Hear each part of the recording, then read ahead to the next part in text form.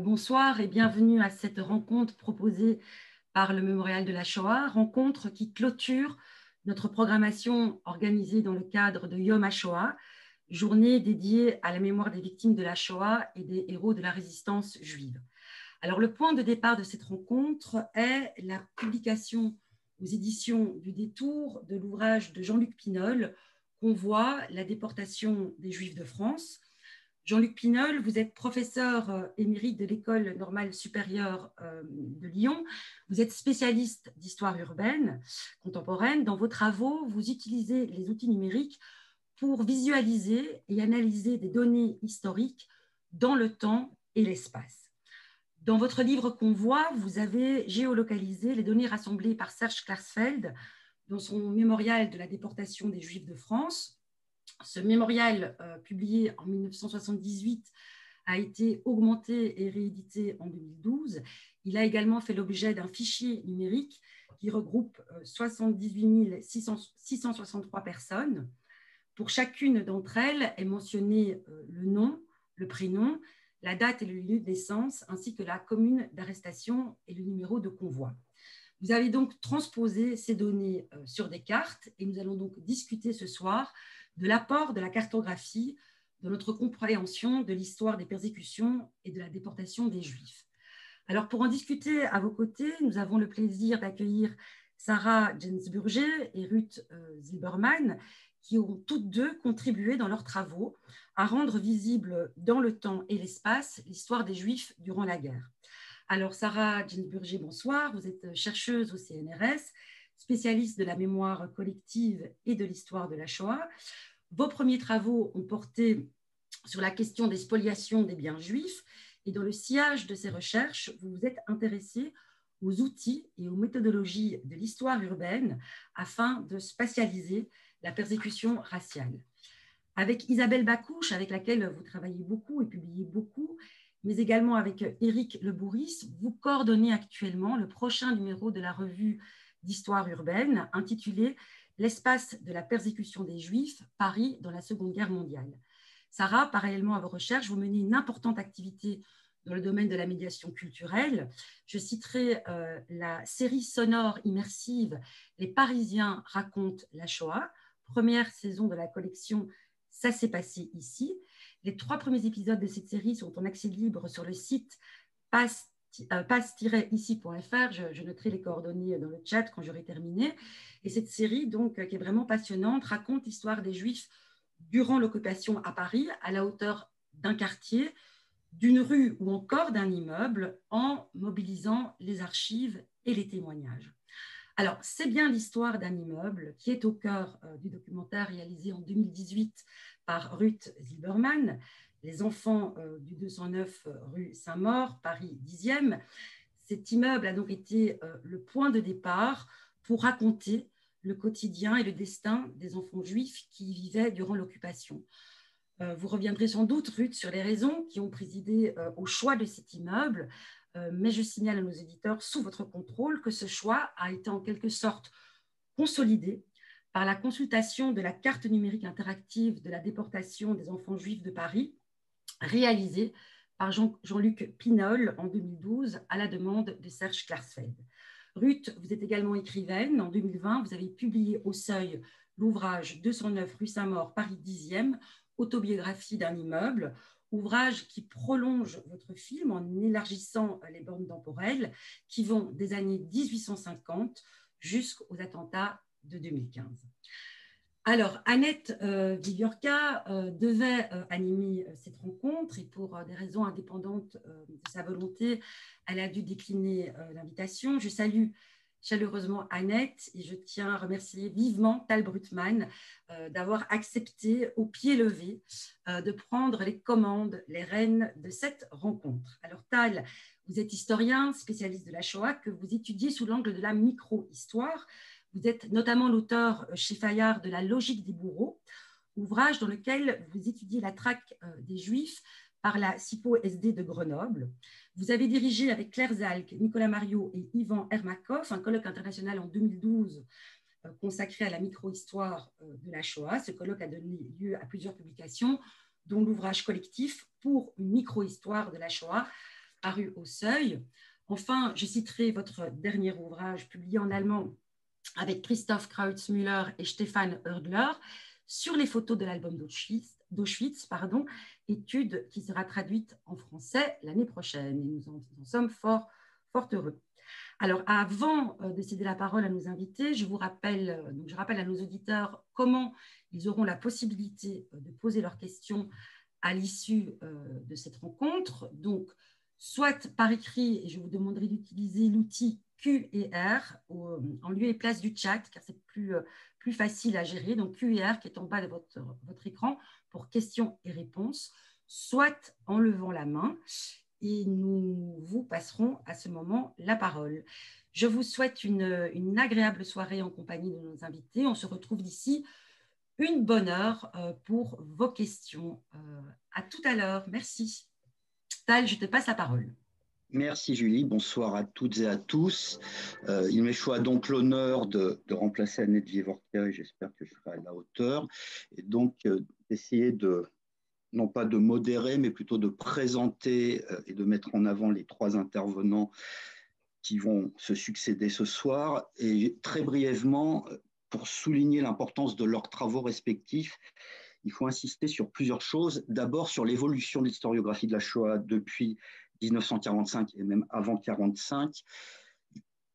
Depuis l'événement, pour aller vite, jusqu'au début des années 2000, on a vu avant tout des travaux qui avaient pour importance, et Dieu sait qu'elle a été grande, de poser le cadre global de l'événement, d'essayer de comprendre cet événement et d'essayer de démêler tout un ensemble de questionnements qui ont découlé. On peut partir des travaux de Léon Poliakov et tant qu'à faire, autant rappeler son nom puisque nous sommes ici au mémorial de la Shoah, en passant par les Hilberg, les Friedlander ou alors autre personnalité de premier plan qui a déjà été évoquée, les travaux de Serge Klarsfeld.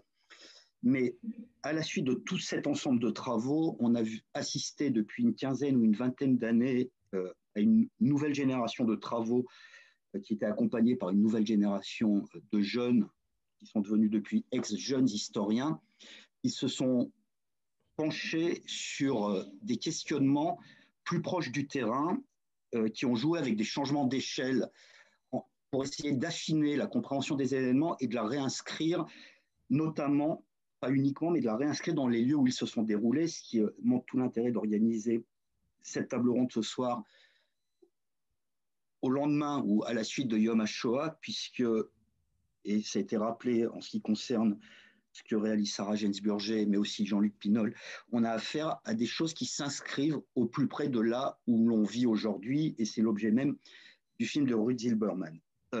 D'autant plus pourrait-on souligner l'intérêt de cette table ronde, c'est qu'on va avoir trois prises de parole, ou on va dire trois personnes qui vont intervenir à des échelles micro-historiques mais différentes, à savoir une cartographie qui a été réalisée sur toute la France et ensuite à des échelles départementales ou régionales.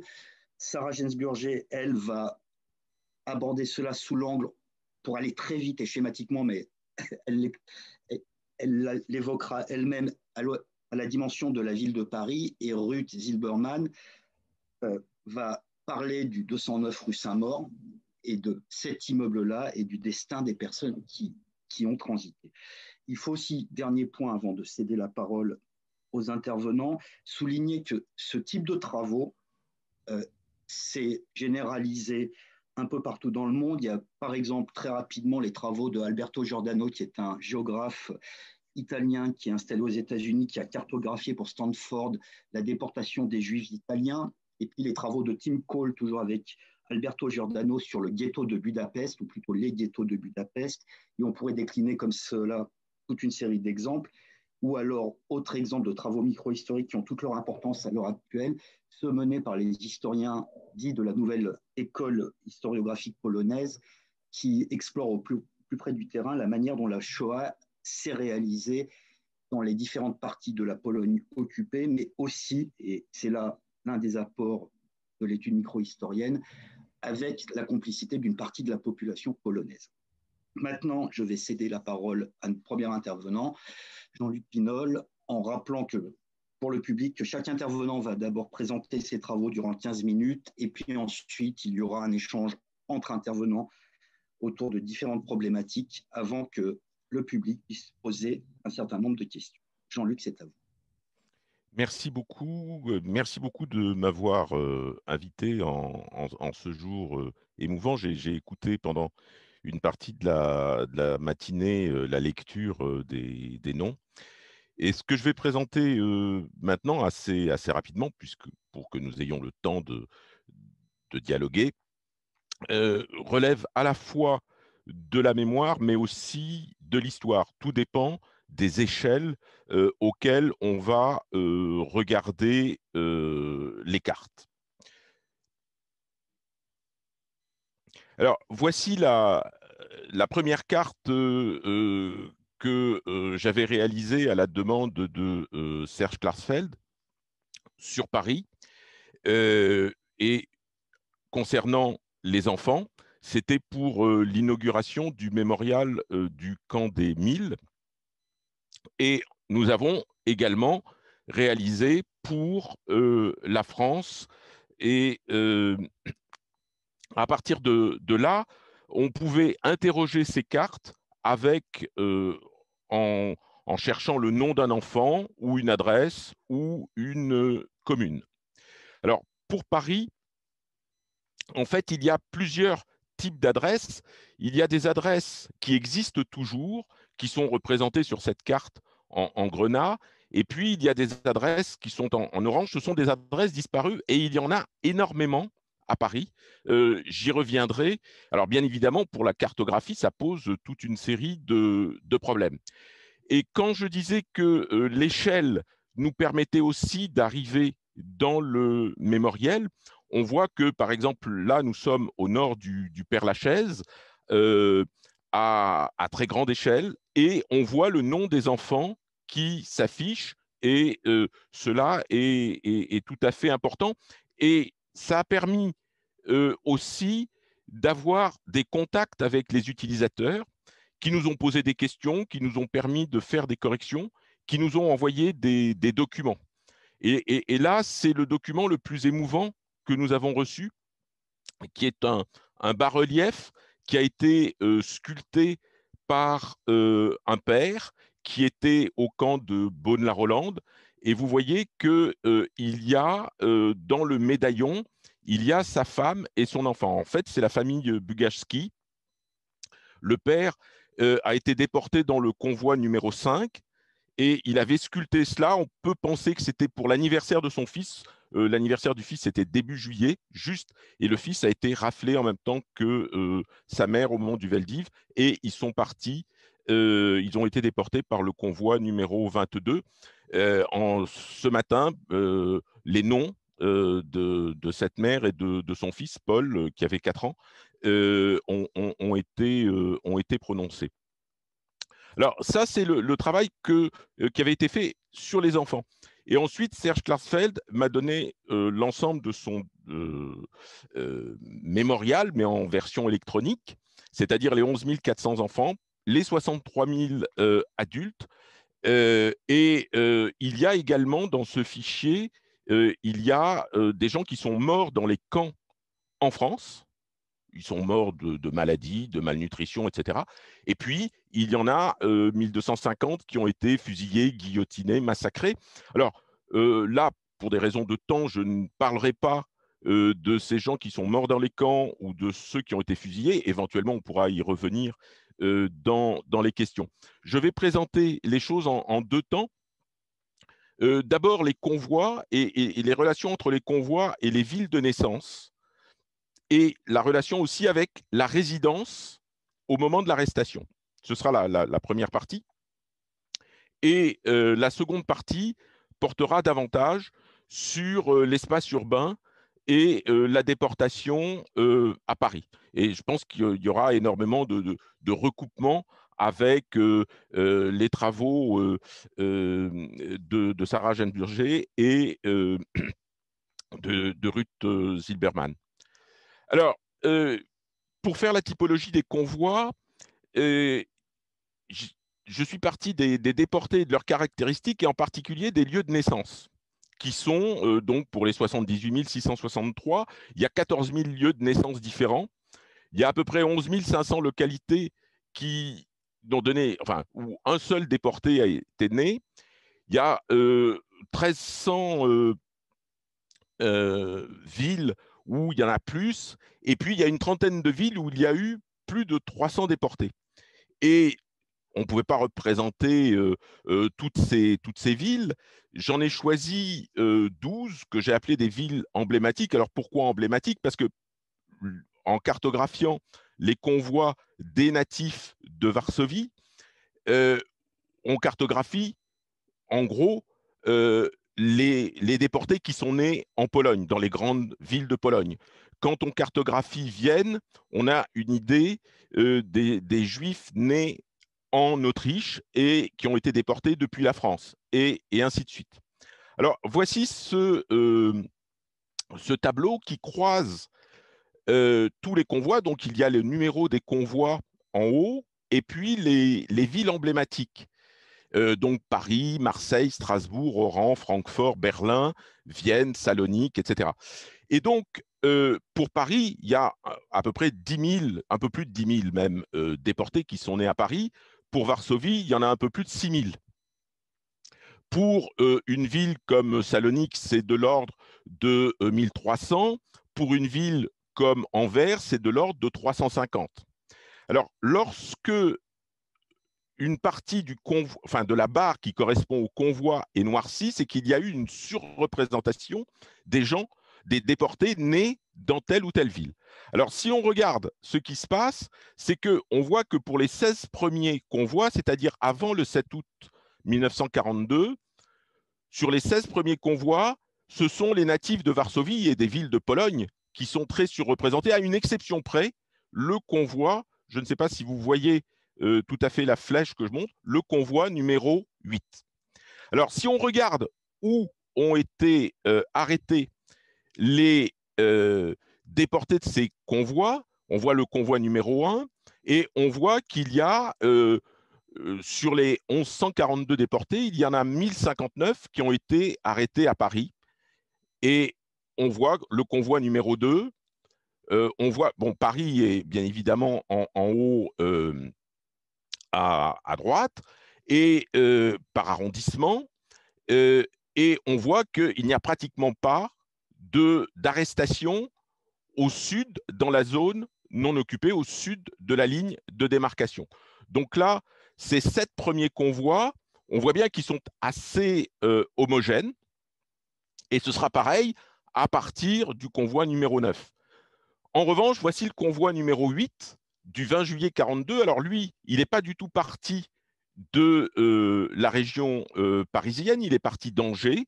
Il a été organisé par la CIPO-SD d'Angers. Ce sont les Allemands directement qui ont organisé le convoi, qui ont même fait les documents qui permettent d'avoir des renseignements sur les déportés.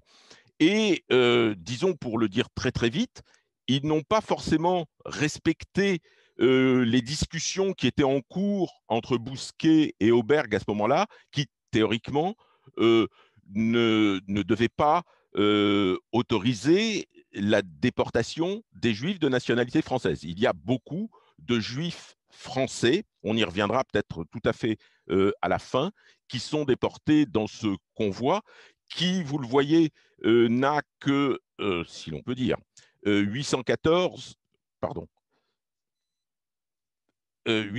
déportés, alors que normalement, il aurait dû en avoir 1000. Et la CIPO-SD a essayé, et on verra que c'est quelque chose qui se reproduit très souvent, a essayé de remplir le convoi. Je ne passe pas les 7 suivants parce que c'est tout à fait comme les 7 premiers.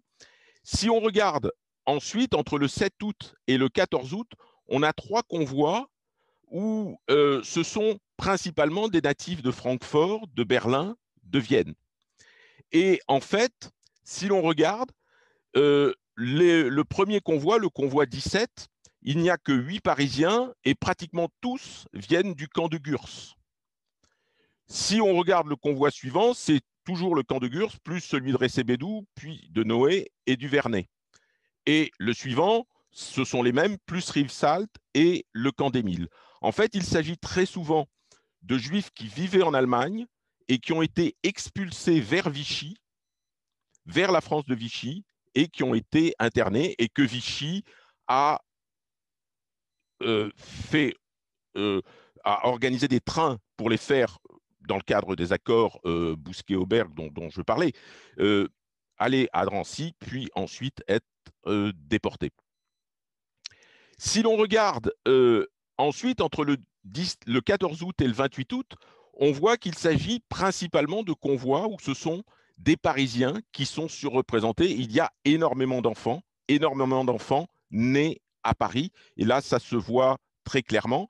Alors, les convois, on le voit, c'est totalement différent. Je passe assez vite.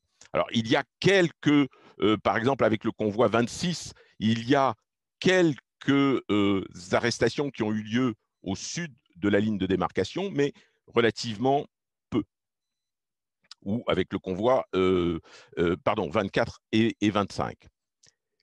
En revanche, entre le 28 août et le 16 septembre, on voit que là, les Parisiens sont globalement sous-représentés, même s'ils sont en chiffre absolu assez nombreux, et on voit que ce sont très souvent des natifs de Francfort, de Berlin, de Vienne, des villes allemandes, des villes autrichiennes, mais aussi des villes de Belgique, avec, par exemple, les natifs d'Anvers. On aurait la même chose si on faisait avec les natifs de Bruxelles, etc.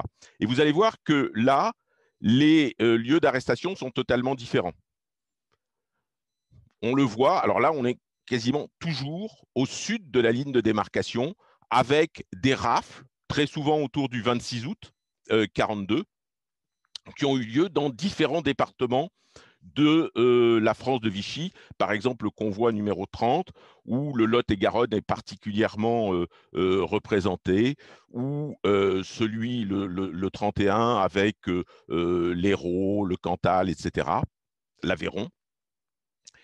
Et vous voyez donc qu'on a la cartographie permet de voir toutes ces. Là, on est à l'échelle nationale. Et si on compare les 7 premiers convois au convoi 26 à 33, on voit bien les différences. 6 000 Parisiens pour les 7 premiers, 1 500 pour les convois 26 à 33, et on voit bien que la répartition globalement est très, très différente. Alors, après, disons que les choses sont beaucoup moins nettes. Très souvent, on va voir des lieux de naissance mis en exergue, comme par exemple dans le convoi 44. Le convoi 44, c'est un convoi du 9 novembre 42. Rothke, qui est responsable de ce convoi, 4 jours avant, se rend compte qu'il sera très en deçà des chiffres qu'il escomptait. Donc, il va décider d'organiser une rafle de ce qu'on appelle les Juifs hellènes, les Juifs grecs. Et donc, c'est les natifs de Salonique qui vont être raflés à Paris. Et vous voyez que pratiquement plus de la moitié des déportés natifs de Salonique l'ont été par ce convoi. Où on voit la même chose avec le convoi 52, où on voit les natifs de Marseille et les natifs d'Oran, qui représentent aussi les villes d'Algérie, et qui sont déportés en mars suite aux rafles qui ont eu lieu à Marseille au mois de janvier 43. Et ensuite, il n'y a pas de vraie régularité. Il faut quand même montrer l'importance du 2 septembre 43, parce que jusqu'au 2 septembre 43, la zone d'occupation italienne qui allait de la Haute-Savoie aux Alpes-Maritimes a pu fonctionner comme une sorte de refuge, mais après le 2 septembre et surtout le 8 septembre, quand les armées allemandes sont rentrées dans l'ancienne zone italienne, il y a eu véritablement une vengeance, Et Aloïs Brunner s'installe d'abord à Nice, puis ensuite à Grenoble pour organiser toute une série de rafles. Voilà ce que je voulais présenter rapidement sur les convois. Maintenant, je vais passer à l'espace parisien. Donc, on change véritablement d'échelle et on a cette carte absolument effrayante avec 12 000 adresses et près de 35 000 déportés. Il y a 4 immeubles, on les voit assez nettement. En voici le premier qui est 5-7 rue Corbeau, qui est aujourd'hui la rue Louvel-Tessier. Pardon. On en a un autre dans l'île Saint-Louis et 2 dans le 12e. Mais on voit bien cette énorme, ces très nombreuses arrestations dans le Paris de la rive droite, surtout au nord et à l'est. Alors en fait, il y a eu des arrestations avec 1 ou 2 personnes par adresse dans tout Paris. Vous voyez, 7 900 adresses, et ce qui correspond à plus de 10 000 déportés. Et puis, il y a, si j'ose dire, 400 adresses où il y a eu plus de 10 déportés, c'est-à-dire 11 jusqu'à 148. Et vous voyez que, en fait, lorsqu'on est à la jonction du 10e et du 11e arrondissement, du 19e et du 20e, là, on a véritablement conjonction des deux types d'arrestations. Voilà, on y revient et on va se focaliser justement sur cette zone. Vous le voyez à la limite du 10e et du 11e, du 19e et du 20e, en gros du Père-Lachaise au but Chaumont, avec de très très nombreuses arrestations. Là, le 5-7 rue Corbeau dont je parlais, qui est juste à côté du 209 rue Saint-Maur, dont parlera tout à l'heure Ruth Zilberman.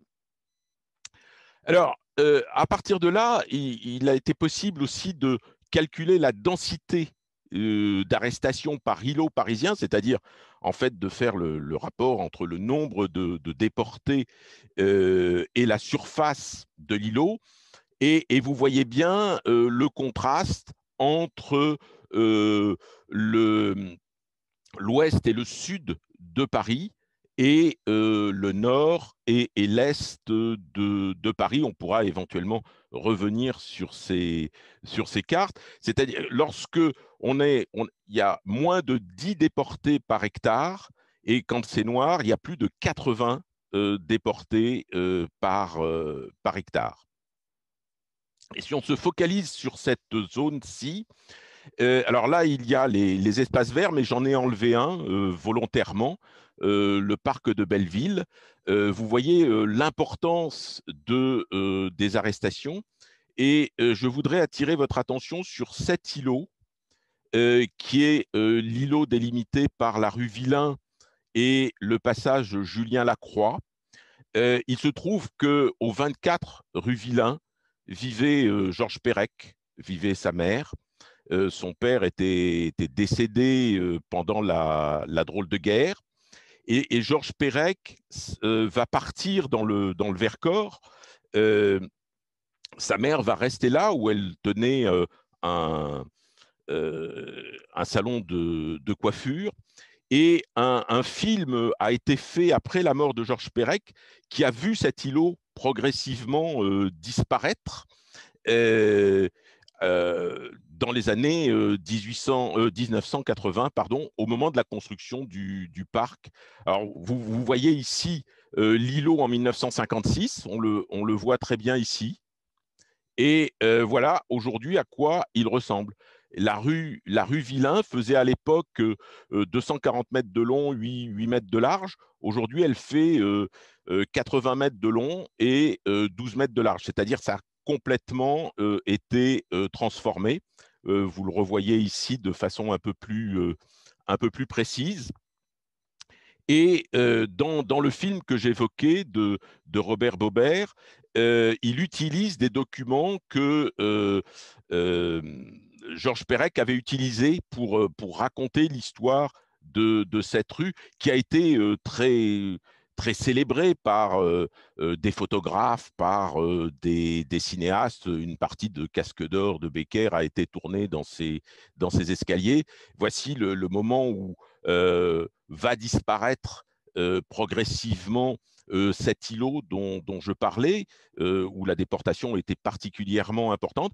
Et voici le parc de Belleville tel qu'il est inauguré en 1988 et qui efface une partie de ces îlots. Il y a donc une disparition de l'îlot où a vécu Georges Perec jusqu'à 6 ans. Je crois que ça, pour moi, c'était très important parce que ça permet, par la cartographie, de dialoguer avec la littérature, de dialoguer aussi avec le cinéma ou la photo.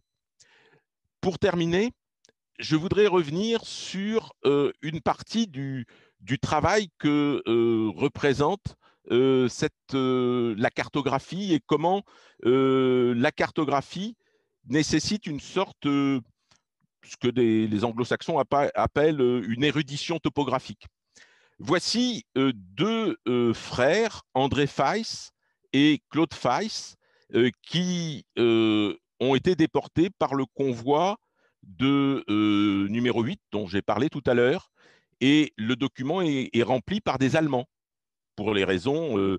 Et donc, on voit qu'ils habitent chaussée des Andiers, vous le voyez ici, oh, pardon, chaussée des Andiers ou chaussée des Nadiers. Ça n'existe pas à Paris. Alors, et vous voyez qu'ils sont indiqués de nationalité française, hein, alors que normalement, il ne devait pas y avoir de juifs de nationalité française dans ces convois. Mais passons. Et je me suis dit, chaussée des Andiers, des Nadiers, bon. Et en fait, je les ai retrouvés rue de la Chaussée d'Antin. Je vais vous le montrer. Et vous voyez, dernier point, que Claude Feiss, le deuxième frère, est né le 27 juillet 1900 à Montmérinteau. Bon. Alors, voici dans le recensement André et Claude Feiss, qui sont pour l'un ingénieurs, pour l'autre banquier. Ils ont une cuisinière, on est dans une famille relativement aisée. Et ce qui m'a fait penser que j'allais peut-être pouvoir retrouver Montméranto, c'est qu'on voit qu'il est né en Seine-et-Oise. Et à cette époque-là, la villégiature est relativement importante pour les familles aisées. Et effectivement, Montméranto, c'est Montmorency. Et je l'ai retrouvé dans les actes d'état civil de Montmorency. Et il y a une note marginale qui dit « décédé à Auschwitz ». Voilà, c'est pas grand-chose, mais c'était aussi j'ai pris ça aussi comme une petite victoire contre l'oubli, toute petite, mais quand même une victoire contre l'oubli. Merci. Merci Jean-Luc Pinol. La manière dont vous avez conclu est parfaite pour transmettre le flambeau à Sarah, qui a donc été présentée par Julie. Je vais quand même insister sur une chose. Tout simplement, Julie a eu la gentillesse de rappeler qu'en 2012, avec Claire Zalk, Nicolas Mario et Yvan Ermakov, on avait organisé un très important colloque consacré à la micro-histoire. Et dans le premier volume qu'on avait publié au Seuil, figure un article de Sarah Gainsburger coécrit avec Isabelle Bacouche, ce qui montre qu'elle travaille, elle étant au pluriel, sur ces questions liées à l'histoire urbaine à travers l'exemple de Paris depuis plus d'une décennie, ce qui montre à la fois l'ampleur du travail qui peut être réalisé, qui est loin d'être fini, mais je pense que Sarah va l'exposer très largement, mais aussi à quel point les travaux qu'elles ont initiés toutes les deux sont novateurs à bien des égards parce qu'ils ont été questionnés des angles qui avaient été très largement négligée, que vous avez affleuré dans votre présentation, mais je pense que Sarah va aller encore plus en profondeur dans les analyses concernant Paris et justement la question des logements des Juifs à Paris pendant l'occupation. Sarah, je te laisse la parole. Merci Tal. Merci Jean-Luc pour ce propos introductif. C'est parfait parce qu'en fait, je pense dans votre présentation, vous êtes parti des sources qu'on appelle sources de l'histoire de la Shoah, c'est-à-dire la déportation et les traces qu'elle a pu laisser, ce sur quoi Serge Klarsfeld et les fils et filles de déportés juifs de France se sont appuyés pour écrire le mémorial. Donc le fichier de Drancy, les listes de convois et toutes ces traces très directes de la persécution, pour aller vers des traces beaucoup plus banales, comme les archives d'état civil que vous avez montrées à la fin. Et moi, en fait, c'est un peu déprimant de dire que ça fait 10 ans qu'avec Isabelle, on travaille dessus. Mais en fait, on fait un peu le cheminement inverse d'un point de vue méthodologique. C'est un peu ça que je vais essayer d'expliquer. Donc, je veux pas parler trop longtemps parce que c'est aussi une table ronde, donc c'est l'idée qu'on discute. Donc, je ne pourrais pas, vous vous en doutez, aborder toutes les dimensions qu'on a pu traiter avec Isabelle et avec d'autres. Je vais en parler dans ma présentation, mais je vais en aborder quelques-uns. En introduction, je voudrais dire que le travail de cartographie qui vient d'être présenté est très important parce qu'il met à plat des choses centrales qui sont le socle de ce qu'on connaît, de ce qui est important de connaître de l'histoire de la Shoah, c'est-à-dire qui a été déporté, quand, comment, et donc comment les gens sont morts. Mais dans le traitement de l'adresse, qui est celui qui est dans le mémorial des déportés, l'adresse a été portée là pour un usage précis, qui est l'usage en fait qu'en ont fait les bourreaux. C'est-à-dire c'est une adresse telle qu'elle figure dans la liste des convois. Donc comme toute information historique, en fait, comme toute trace dans les archives, elle est toujours située. Elle est produite par un usage qui est là et celui de l'arrestation, de la mise en administration de la personne à travers son nom, sa date de naissance, son lieu de naissance et son adresse.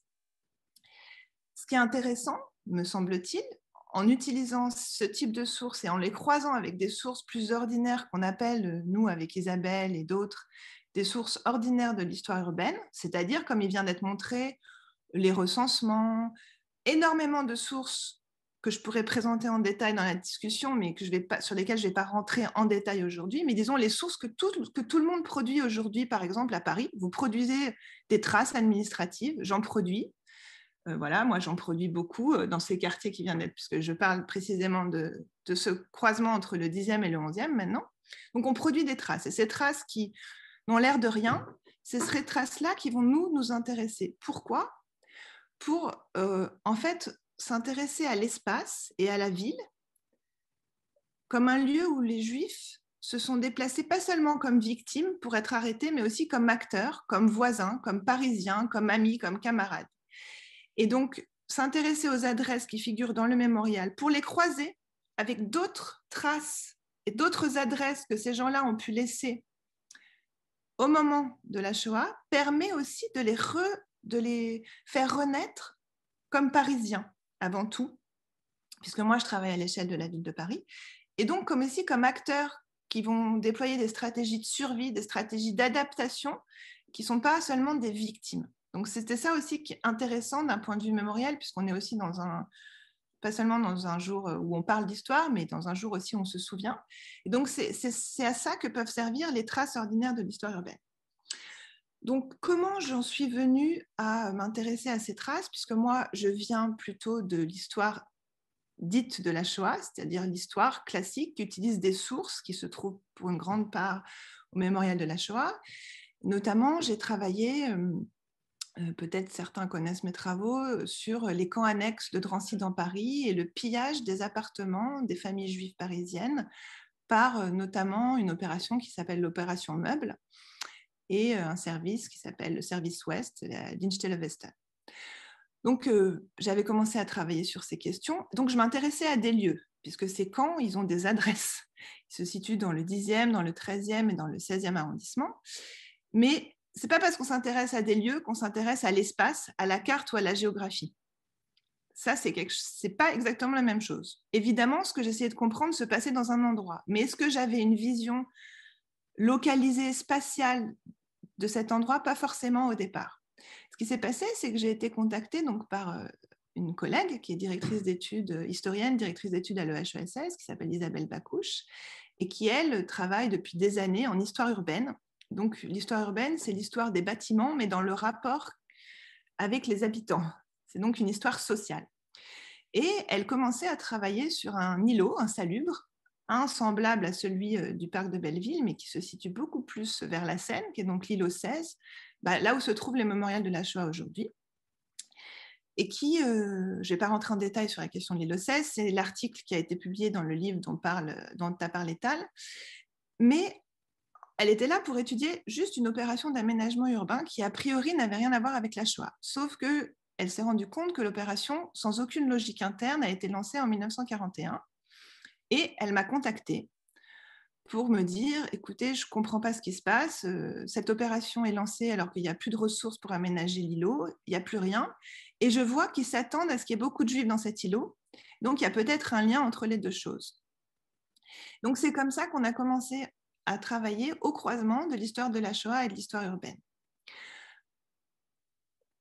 En faisant ça, petit à petit, on a été rejoint par plusieurs collègues, dont Laurent Joly ou Éric Le Bourris, et on a animé pendant plusieurs années un séminaire qui s'appelait « Connu à cette adresse » à l'EHESS, qui précisément essayait de travailler sur tous les déplacements des Juifs pendant la guerre, mais aussi le rapport qu'ils pouvaient avoir avec leur environnement proche. Et c'est notamment intéressant puisque un des jeunes de notre groupe, qui s'appelle Maël Lenoc, et qui justement a fait sa thèse avec Alberto Giordano, qui a développé ces approches spatiales de l'histoire de la Shoah, a travaillé sur un quartier que Jean-Luc Pinol connaît bien, c'est le quartier Enfants Rouges, Arts et Métiers, une partie du 3e arrondissement, de façon très précise. C'est-à-dire qu'il a vraiment suivi, individu par individu, les habitants de ce quartier. Et il montre qu'il y a environ 300 juifs recensés dans le quartier au titre du recensement racial, qui, lorsqu'ils sont arrêtés et déportés, figurent dans le mémorial à partir d'une autre adresse. Donc là, il y a eu justement un déplacement, et c'est important de pouvoir situer ce déplacement aussi pour resituer les victimes dans leur environnement de vie, de départ. C'est des habitants du 3e. Ce n'est pas le lieu de leur arrestation qui va leur redonner une épaisseur dans leur environnement de vie. Et à l'inverse, environ 10% des Juifs arrêtés dans ce quartier du 3e arrondissement ne figuraient pas au recensement racial.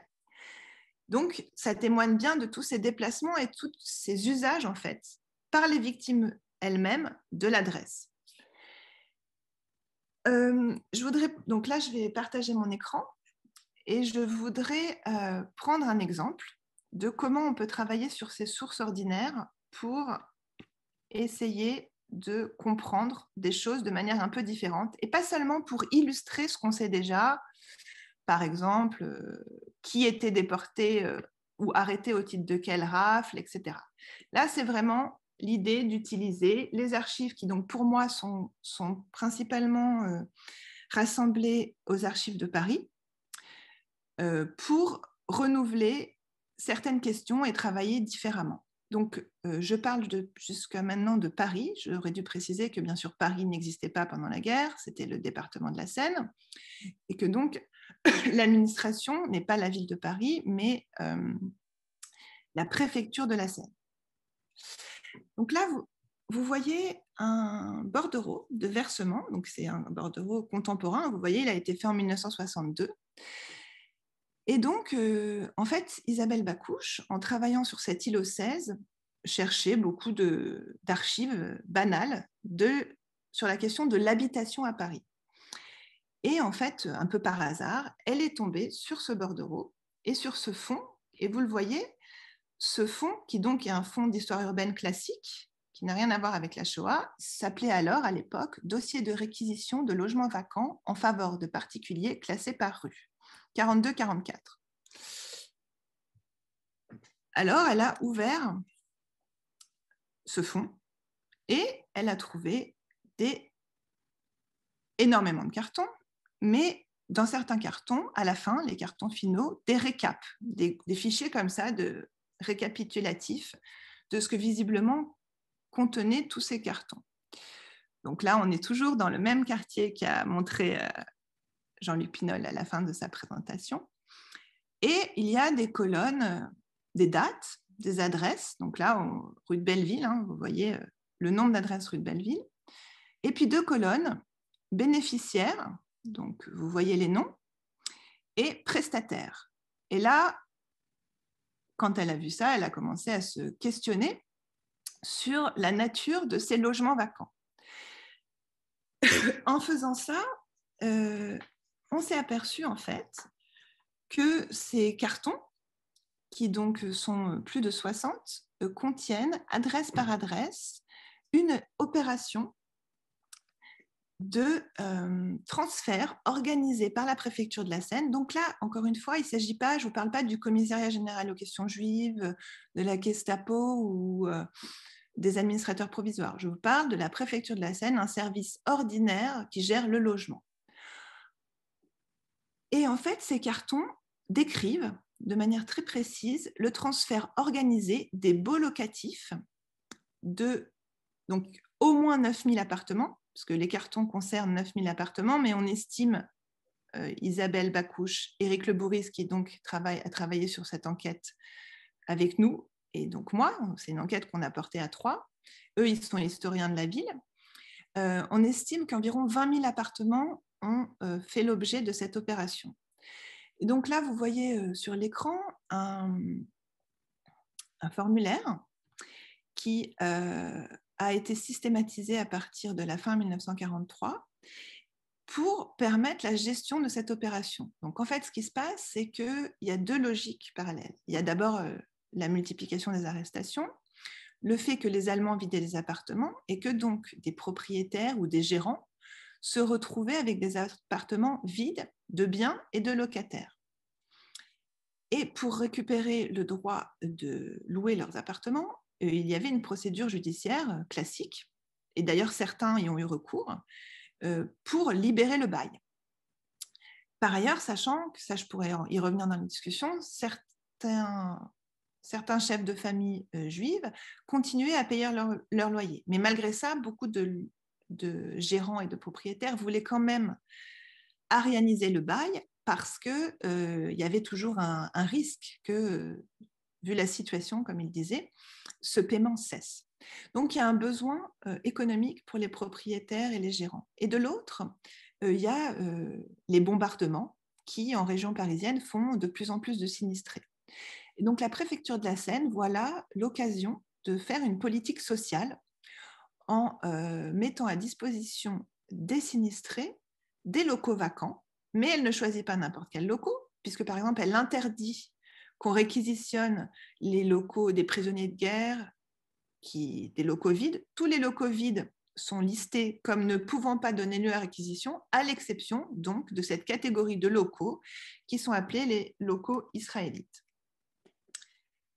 Là, j'ai mis des références, mais je pourrais les mettre dans le chat si vous voulez plus de détails, parce que je ne vais pas pouvoir développer tout en détail aujourd'hui.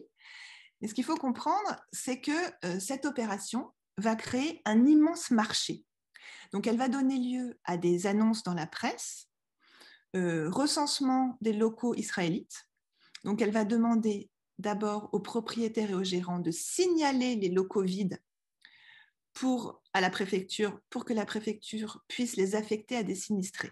Mais vous imaginez bien que quand la presse publie des annonces pour signalement de locaux vacants israélites, il n'y a pas que les propriétaires et les gérants qui se signalent. Et donc, ces 60 cartons qui contiennent près de 9000 dossiers triés par adresse permettent et contiennent très souvent des courriers, des demandes, des formulaires remplis par des Parisiens, au sens large, c'est-à-dire Paris intramuros et les communes limitrophes qui forment toutes le Paris de l'époque, c'est-à-dire le département de la Seine.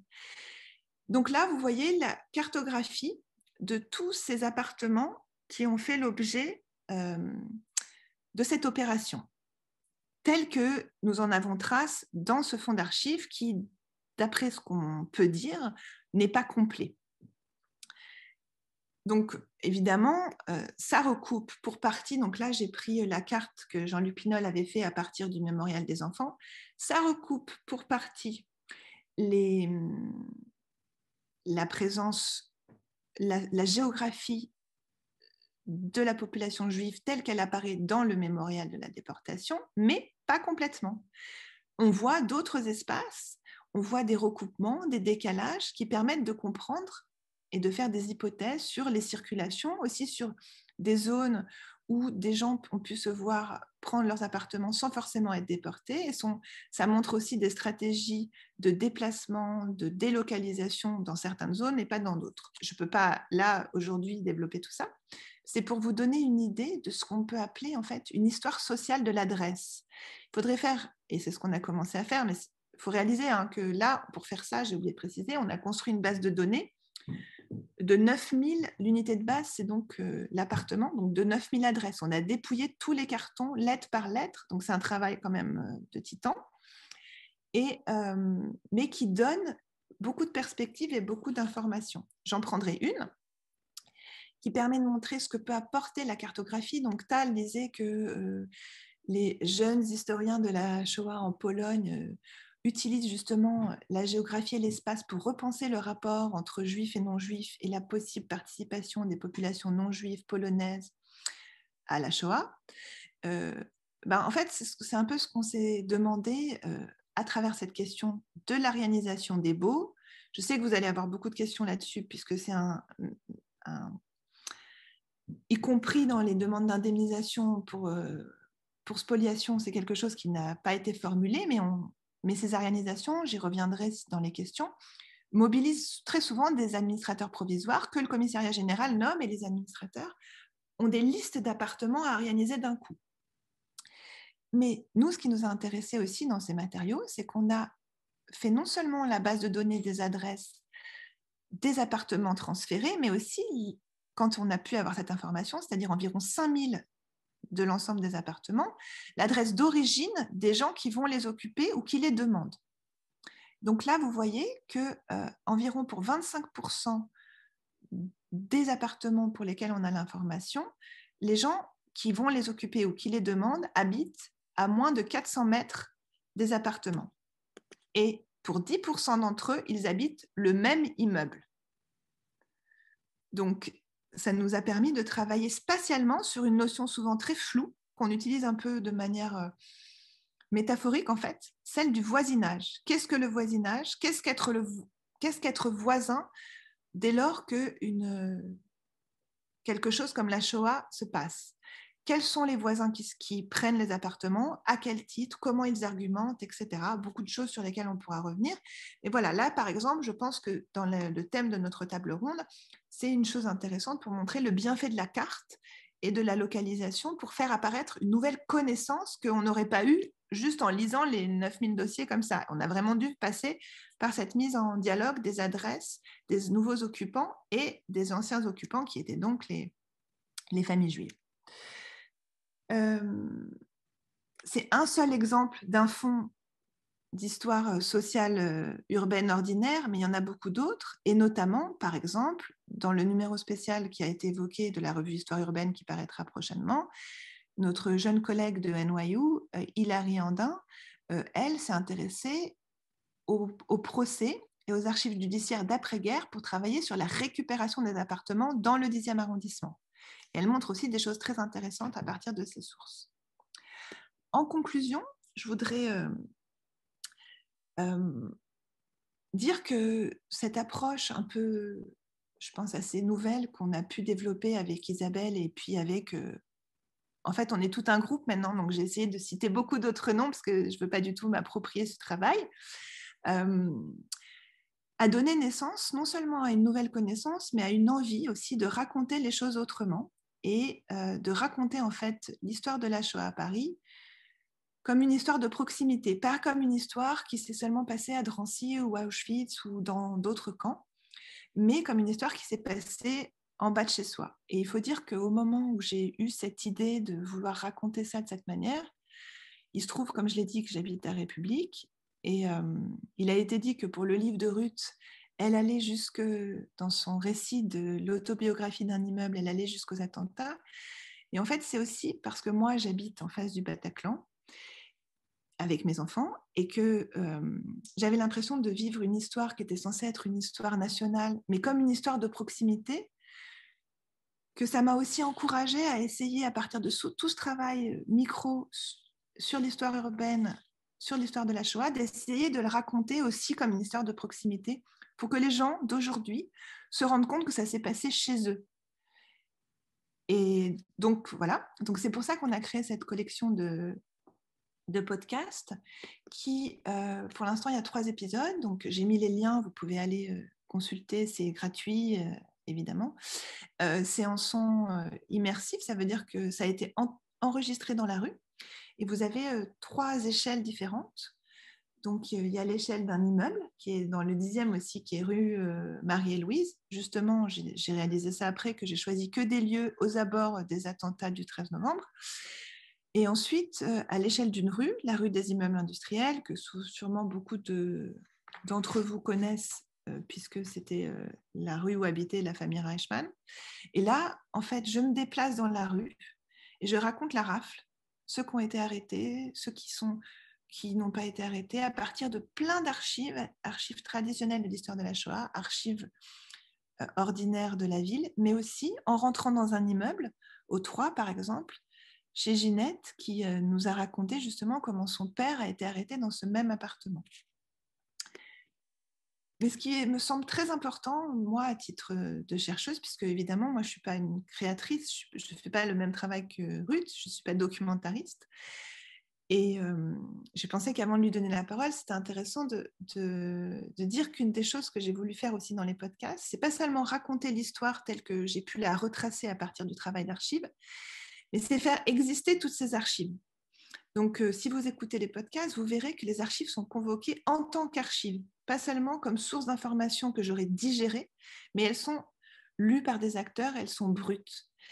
Et sur la web app, vous pouvez voir, si vous cliquez, on ne va pas le faire là, mais si vous cliquez sur chacune de ces petites fenêtres, vous avez beaucoup de reproductions des archives qui ont pu servir à écrire cette histoire, et notamment, évidemment, par exemple, des fiches de recensement, des fiches de Drancy, etc., mais aussi des fiches sur les logements vacants, des recensements ordinaires de la ville de Paris, des registres d'écoles, etc. Merci. Merci Sarah. Merci aussi pour la transition du coup avec ce que Ruth Zilberman va maintenant évoquer, à savoir son documentaire Remarqué et remarquable qui a été diffusé en 2018, mais qui a été réalisé sur une période beaucoup plus longue, puisqu'elle a travaillé de nombreuses années dessus, et même après la diffusion, puisque Julie l'a rappelé, à la suite du documentaire, un livre a été publié l'année dernière. Je crois. Je ne maîtrise plus très bien la chronologie depuis le confinement, donc désolé Ruth si je me trompe. L'année dernière. L'année dernière. Et sans trahir de secret de fabrication, une partie des travaux qu'on a tous réalisés, quand je dis on, c'est Sarah, Claire Zal, qui est Nicolas Mario sur Lens par exemple, ou alors ce qu'on avait fait avec Microhistoire, tu avais inspiré de très loin pour une partie de ta démarche autour de la question de ton documentaire. Et je ne sais pas si tu as prévu de l'évoquer, mais je tiens à souligner une chose, c'est qu'initialement, ton projet était encore plus ample et encore plus énorme, puisqu'il s'agissait de sonder non pas un immeuble à Paris, mais 5 immeubles à travers l'Europe, évidemment tous reliés par un point commun, à savoir le sort de leurs habitants juifs. Je te cède la parole pour présenter ton travail et puis ensuite on échangera tous les deux. Alors, je dois d'abord dire à toutes les personnes là, qui m'ont précédé, enfin que ce soit Jean-Luc Pinol et Sarah Gainsbourger, à quel point je les remercie parce que c'était absolument passionnant de les écouter.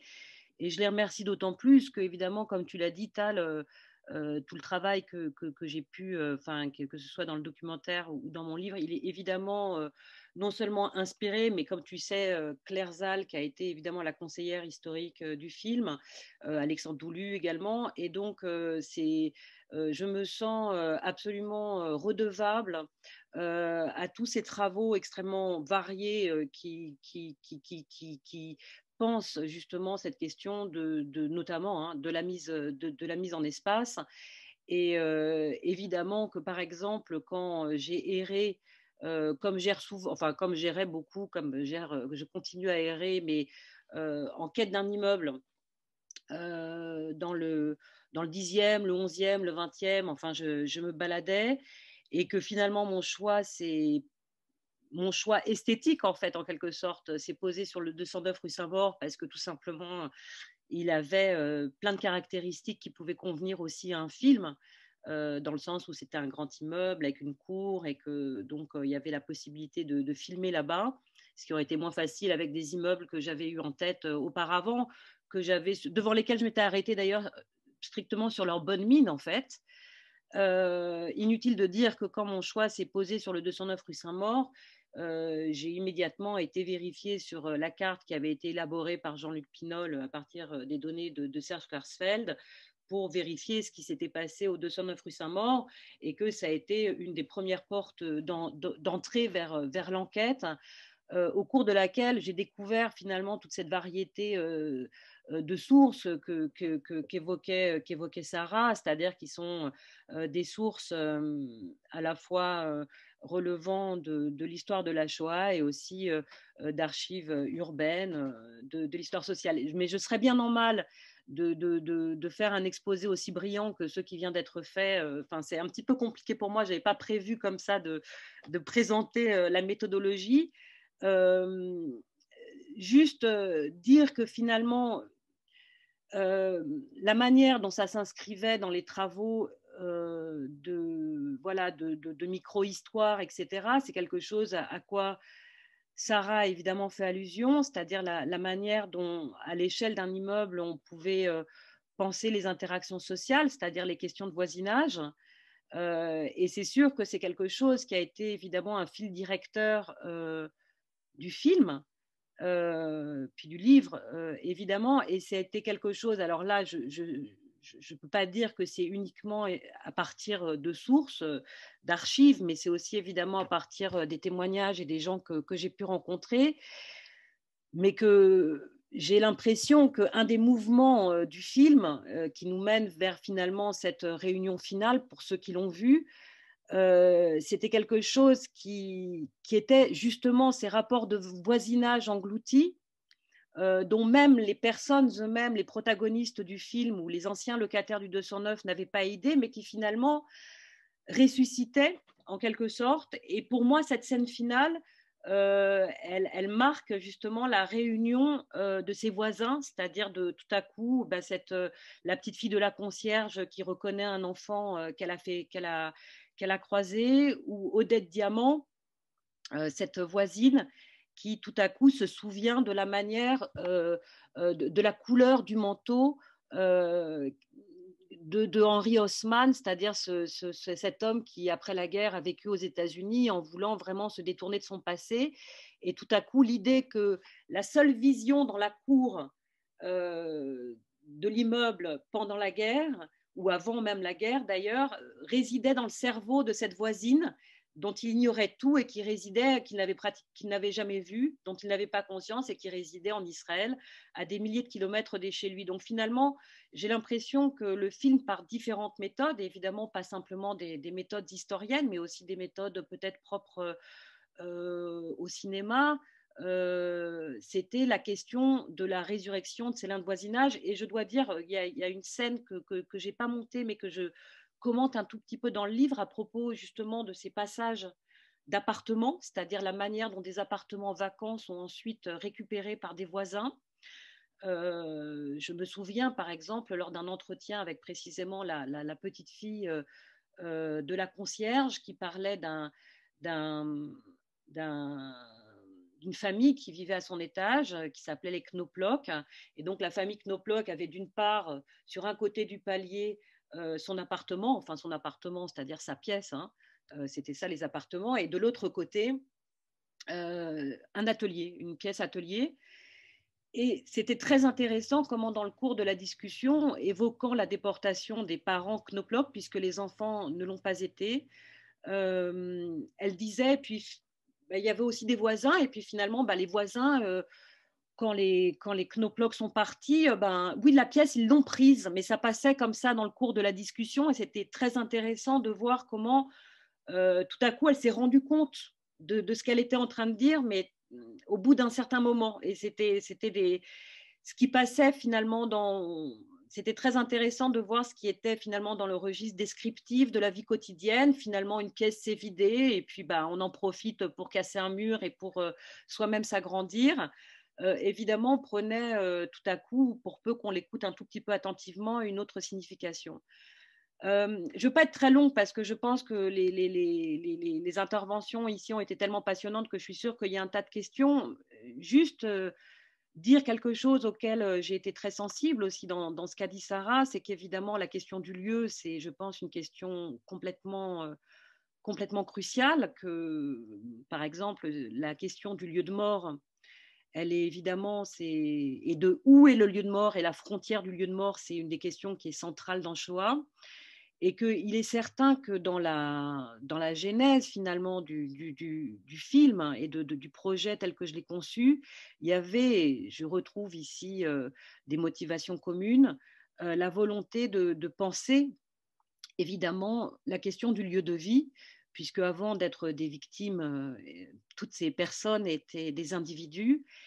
Et penser la question du lieu de vie, c'est quelque chose qui va, si on pense à la question de la mise en espace, c'est quelque chose qui est pour moi extrêmement sensible, c'est-à-dire évidemment il y a la question de l'adresse, il y a la question ensuite des réseaux, c'est-à-dire de où on va travailler, des rues qu'on parcourt habituellement. Mais il y a aussi tout simplement, et ça c'est quelque chose qui me portait de façon très forte et je crois très intérieure, mais qui est évidemment, vous le citiez aussi Jean-Luc Pinol, quelque chose qui est là dans une bonne partie de la littérature. Vous citiez Pérec, mais on pourrait songer à Modiano évidemment, ou un des premiers d'entre eux, c'est-à-dire Proust, dont tout l'ouvrage commence quand même par la question d'un homme dans une chambre et la question de son rapport à l'espace. Et donc, il y avait peut-être la conviction dans le projet que je menais que finalement, une manière de s'approcher de ces vies perdues, c'était aussi tout simplement de s'accrocher à ce qui restait permanent, c'est-à-dire leur espace. Et c'est pour ça que, même dans le livre que j'ai écrit plus tard, j'insiste tellement sur la question de la géographie, même de l'immeuble, c'est-à-dire de ce bout de ciel qu'on voit dans ce carré, puisque il y a une seule chose dont je suis certaine, c'est que c'était une vision commune, que aussi tout simplement l'idiosyncrasie d'un lieu, c'est-à-dire ses sonorités, ses odeurs, la manière dont la lumière entre dans un escalier, sont finalement des choses qui nous relient, qui sont celles dont on peut se dire, évidemment, les immeubles ont changé d'aspect, le 209 s'est gentrifié comme beaucoup de ces immeubles-là, mais malgré tout, il y a quelque chose dont on peut penser, d'une part, à l'époque, comme étant une expérience commune, et surtout pour nous, puisque la question, c'est aussi, tu le citais, Sarah, la question de la transmission, de la manière dont on donne forme finalement à cette transmission, à cette ressouvenance, à ce lien qui nous unit, à cette fraternité posthume, même si c'est quelque chose que certains abhorrent, mais moi c'est quelque chose que je revendique, la question de la fraternité posthume. Eh bien, la question tout simplement de la topographie et de la sensibilité à la topographie, c'est quelque chose qui est un espace commun.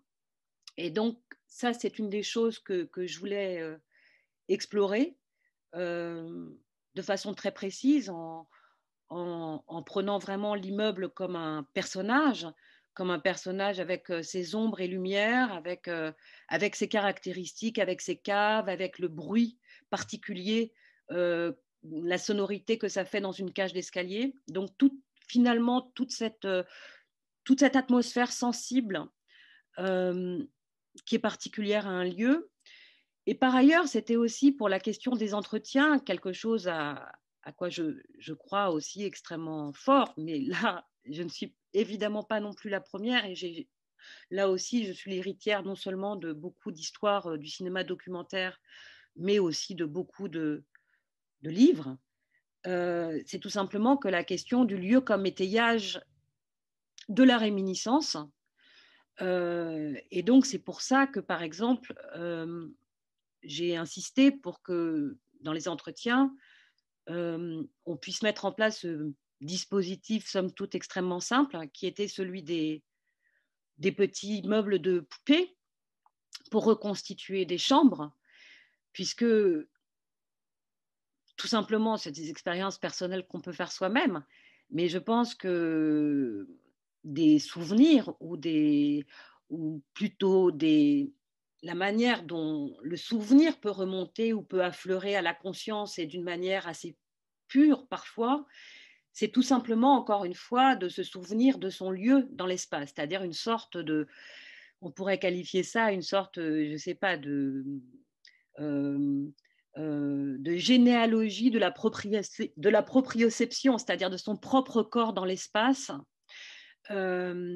Et c'est vraiment quelque chose que j'ai tenté de faire et dont j'ai eu finalement, et c'était une expérience extrêmement marquante pour moi au cours du tournage, donc Henry Haussmann, cet Américain qui n'avait pas remis les pieds au 209 rue Saint-Maur depuis qu'il en avait été exfiltré pour être caché en 1942, cette expérience très forte qu'il fait dans la cage d'escalier, où tout à coup, juste en se posant la question des bains, il se souvient, et c'est le premier souvenir qui afflue, qui revient finalement chez lui, des bains municipaux dans lesquels il allait avec ses parents, et donc finalement de la question de son corps dans ce lieu et dans cet espace. Là, on est dans l'espace du quartier, mais tout simplement C'était pour moi très frappant parce que ça allait encore plus loin finalement que cette très belle phrase, évidemment, qu'il me dit en rentrant au 209 rue Saint-Maur, est-ce que mes parents ont touché, est-ce que j'ai traversé, est-ce qu'ils ont touché cette porte, est-ce qu'ils ont touché ces pavés? Mais tout à coup, dans ce qui se passe dans ce corridor, et je m'excuse pour ceux qui n'ont pas vu le film, mais c'est un moment extrêmement frappant dont tout à coup, le seul souvenir lui revient et c'est celui de son corps baigné et touché probablement par ses parents dans les bains municipaux, puisque naturellement, alors qu'il m'interrogeait là-dessus et qu'il me demandait s'il y avait des salles de bain au 209 rue Saint-Maur, je lui expliquais que non. Donc, c'est dans cette démarche finalement sensible où j'ai l'impression que là, nous faisons finalement que décliner chacun avec nos propres compétences et nos sensibilités très partagées, je crois, quelque chose qui est de l'ordre de la foi dans le lieu. Et peut-être pour clore, et j'espère qu'il y aura beaucoup de questions de la salle, il y a un poème qui n'est pas d'un Français, qui ne désigne même pas la question de la Shoah, mais qui est un poème de l'écrivain russe Ossip Mandelstam, où il parle de Pétersbourg, de sa ville. Et il dit, c'est un très beau poème, hein, il parle de la ville de Pétersbourg, où il revient, cette ville connue jusqu'aux nervures de l'enfance, et il dit « J'ai les adresses d'autrefois où je reconnais les morts à leur voix ». Et moi, je me dis qu'on peut peut-être reconnaître les morts à leur voix, mais qu'on les reconnaît aussi à leur espace, et que quand on les reconnaît, ce n'est pas simplement des fantômes et ce n'est pas simplement des morts, mais qu'on les reconnaît aussi en tant que vivants. Donc, voilà un petit peu rapidement ce que j'ai tenté de faire en choisissant cette adresse au 209 rue Saint-Maur. Merci Ruth, mais pour le coup, ne te détends pas totalement parce que je vais te relancer immédiatement, mais en même temps, pour ouvrir aussi pour la suite des échanges avec Sarah et Jean-Luc, mais d'autant plus c'est Yom HaShoah aujourd'hui, et la citation de Mandelstam que tu viens de faire, elle est d'autant plus importante que ça permet de souligner une chose. Yom HaShoah, c'est aussi réinscrire la présence de ceux qui ont disparu au cœur de là où on vit, en fait, où qu'on soit en France. Il y a de fortes chances que l'événement se soit déroulé là, mais il y a aussi ce ressurgissement du passé dans le présent, qui est incarné par exemple par les podcasts que fait Sarah, incarnés concrètement.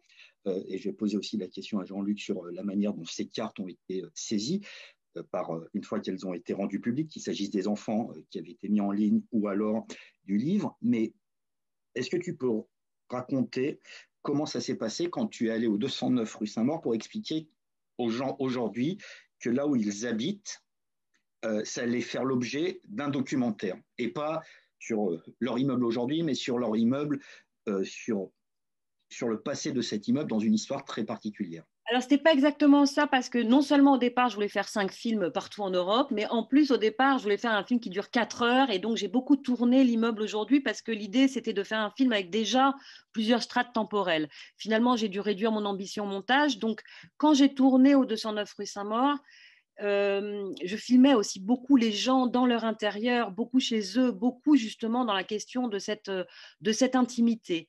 Donc, jamais je ne suis venue en leur disant je vais filmer un film juste sur la période de la guerre, parce que ça n'a pas été le cas en fait.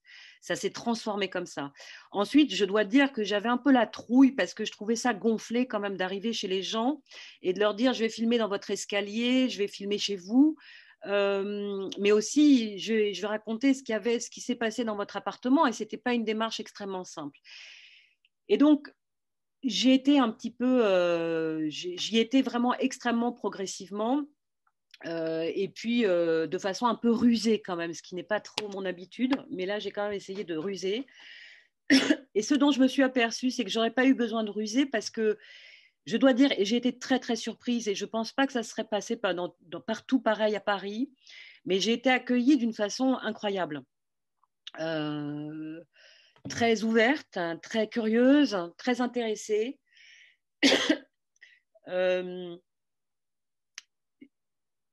C'était quelque chose de lourd, parce que les gens, c'est-à-dire, j'attendais souvent que les gens me posent la question quand même. C'est-à-dire, il ne s'agissait pas, d'abord parce que j'avais la conscience très claire aussi, même si évidemment la pièce centrale du film, c'était la question de l'occupation. Mais c'est qu'il n'y a pas que l'occupation dans la vie. Il n'y a pas que la Shoah dans la vie. Et que pour moi, la question de la Shoah, elle devait être en lien aussi avec une expérience beaucoup plus large du lieu. Et que donc, voilà, j'avais je crois à cette conscience-là assez fortement. Mais de toute façon, pour répondre à ta question un peu rapidement, on peut dire que j'ai été extrêmement bien accueillie de façon extrêmement curieuse. Et il y a juste une chose que je dois dire, juste pour clore, puisque c'est que mon premier film s'appelait Paris Fantôme. C'était un film sur les plaques commémoratives. Bon, je m'intéressais déjà un tout petit peu à Paris et à ses fantômes. Il se trouve qu'au 209 rue Saint-Maur, en 1947, l'UJRE, l'Union juive pour la résistance et l'entraide, a fait une demande de plaque, d'apposition de plaque pour les 3 résistants issus de la FTP-MOI,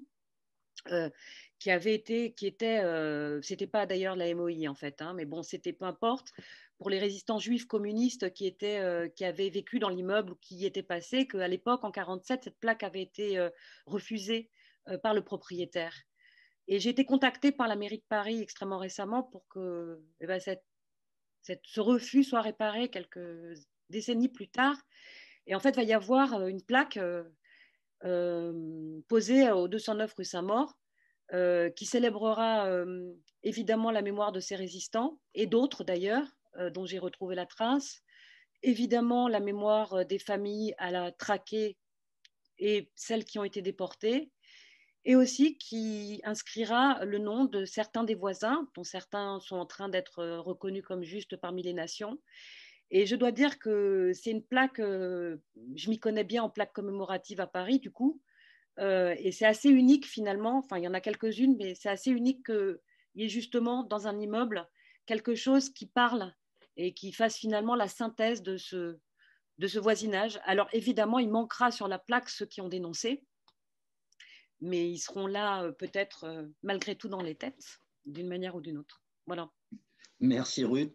Donc je vais remonter en ordre inversé. Sarah, est-ce que toi, tu as eu des retours sur la manière dont notamment les podcasts que vous avez réalisés ont été perçus par les locaux ou par des non-locaux? Et petite parenthèse, avant de te céder la parole, tu as évoqué la rue des immeubles industriels euh, qui est connu par certains. Ça me permet de souligner que Anna Djevorkia, dans la réédition travaillée de son livre Ils étaient juifs, résistants et communistes, autrement dit sur les combattants de la Moye, consacre de longs passages, puisqu'une partie de ces combattants venaient de la rue des immeubles industriels, des longs passages et de longues descriptions à cette rue et à ces fameux immeubles industriels. Ben justement, dans notre séminaire connu à cette adresse, qui a essayé de populariser cette approche à l'EHESS, on a invité Annette quand la réédition est sortie précisément pour ça, pour qu'elle nous dise si justement, dans quelle mesure, et c'est évident, mais ça n'a jamais été étudié de cette manière-là, la concentration immeuble par immeuble, rue par rue, a aussi pu jouer un rôle dans la manière dont ces différents réseaux et sous-réseaux et sous-groupes de réseaux ont pu se structurer. Et d'ailleurs, on le voit très bien c'est un des effets de la rafle aussi, parce que de mobiliser encore plus les jeunes qui voient les pères se faire arrêter dans l'engagement armé. Bon, alors, tu as commencé par la rue des immeubles industriels, c'était la fête. En fait, quand on a fait le podcast, on a fait un petit, je ne sais pas comment dire, un petit happening de lancement de podcast, de démonstration sur place, comment l'écouter dans la rue, etc. On a prévenu tout le monde dans la rue, parce qu'on a été accompagné dans ce projet sur la rue des immeubles industriels par Hervé Deguine, qui habite la rue et qui a eu plein de carrières, mais qui est notamment un historien amateur et qui a fait l'histoire de la rue, de la création de la rue, parce que c'est une rue incroyable pour ceux qui ne la connaissent pas. Elle est uniforme, elle a été construite d'un bloc par un entrepreneur qui voulait révolutionner le travail des classes ouvrières et leur vie de famille, etc. Donc, ça a été vraiment approprié par la rue, apprécié par la rue, etc. Et puis, plus largement, ce que je voudrais dire, c'est que, je peux le mettre dans le chat, c'est que, en fait, cette approche par le lieu, donc tout ce qu'a dit Ruth, je le partage complètement. Je voulais ajouter que ce que j'ai oublié de dire dans mon intervention, c'est que aussi l'appartement, l'adresse, c'est le droit d'exister dans une société. Et donc, bien sûr que se faire prendre son appartement, alors sur le moment, on prend une pièce en plus, mais non seulement se le faire prendre, ça c'est déjà une première étape, mais surtout ne pas se le faire rendre éventuellement quand on revient, ça fait partie de l'effacement d'une société. Bon, et pour moi, c'est complètement une étape dans la Shoah, en fait. Et cette approche-là, ce travail sur les podcasts liés au lieu, a été réapproprié par l'Éducation nationale pour un projet transversal numérique interacadémie. Et donc maintenant, vous pouvez regarder, il y a un site qui s'appelle Parler Vivant. Donc justement, Ruth, c'est exactement ça.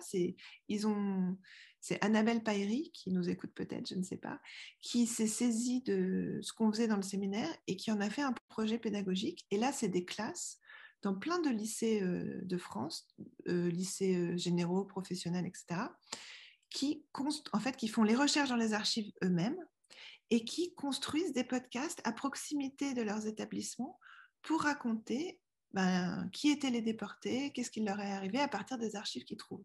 Donc, en fait, ça marche vraiment, c'est incroyable. Il faut les écouter parce que nous, dans les podcasts, il y a des acteurs qui lisent les lettres, etc. Mais eux, c'est les élèves. Et il y a la sensibilité, la personnalité de chaque élève qui transparaît à partir de la voix, et c'est incroyable. Et pour finir, je laisse la parole à Jean-Luc, Annabelle a emmené une classe voir, avant la fermeture, l'exposition sur les témoins au Mémorial de la Shoah, puisqu'on est officiellement au Mémorial de la Shoah là, où justement, un des angles de l'exposition, c'est sur les derniers témoins. Donc, la conférencière disait, on ne pourra plus... ça pose une question sur la transmission. Et les jeunes ont dit, ah non, mais pas du tout, parce que nous, maintenant, il y a nos voix. Il y a nos voix qui disent cette histoire dans les lieux où elle s'est passée. Et nous, on est là, et maintenant, c'est nos voix. C'est d'autres voix, mais nous aussi, on peut parler. Donc voilà, ça c'était. Et je fais des formations pour l'éducation nationale sur comment passer de l'archive au podcast. Parce que c'est aussi une technique quand même, c'est pas si évident. Merci Sarah, c'était très intéressant et peut-être que ça va stimuler des questions dans l'audience. Mais avant de passer aux questions, je vais rendre la parole au premier intervenant qui va donc d'une certaine façon conclure ces prises de parole. Jean-Luc Pinol, il y a quelque chose qu'il faut souligner, ça a été évoqué à de multiples reprises. Avant que le livre ne paraisse, vous aviez déjà réalisé la mise en carte des arrestations des enfants à Paris. Donc, autrement dit, il y avait déjà une certaine audience. À Paris et en France. Oui, mais je pense à Paris, puisque là, on parle quand même de Paris, ce qui est l'objet de la soirée. Évidemment, sur le reste de la France aussi, mais le gros des enfants ont été arrêtés à Paris, notamment quasiment la moitié lors de la rafle du Veldiv. Et on sait qu'à Paris, par ailleurs, il y a eu d'importantes mobilisations, notamment pour mettre des plaques sur les écoles là où les enfants ont été arrêtés. Autrement dit, il y a une interaction permanente entre cette mémoire, la revendication, on va dire la mise en lumière de l'existence de cette mémoire. Mais est-ce que vous avez eu, entre la publication du travail sur les enfants et la publication du livre, des retours sur ces travaux, justement? Oui, j'en ai évoqué certains. Par exemple, ce bas-relief qui a été sculpté à Beaune-la-Rolande, c'était le plus, enfin, celui qui m'a précisément le plus ému, mais on a eu énormément de questions sur, il y avait la possibilité de dialoguer, et il y a eu énormément de questions. Il y a aussi beaucoup, très souvent, d'enseignants qui ont utilisé, alors, soit à Paris, soit ailleurs en France, ces données pour enseigner la Shoah.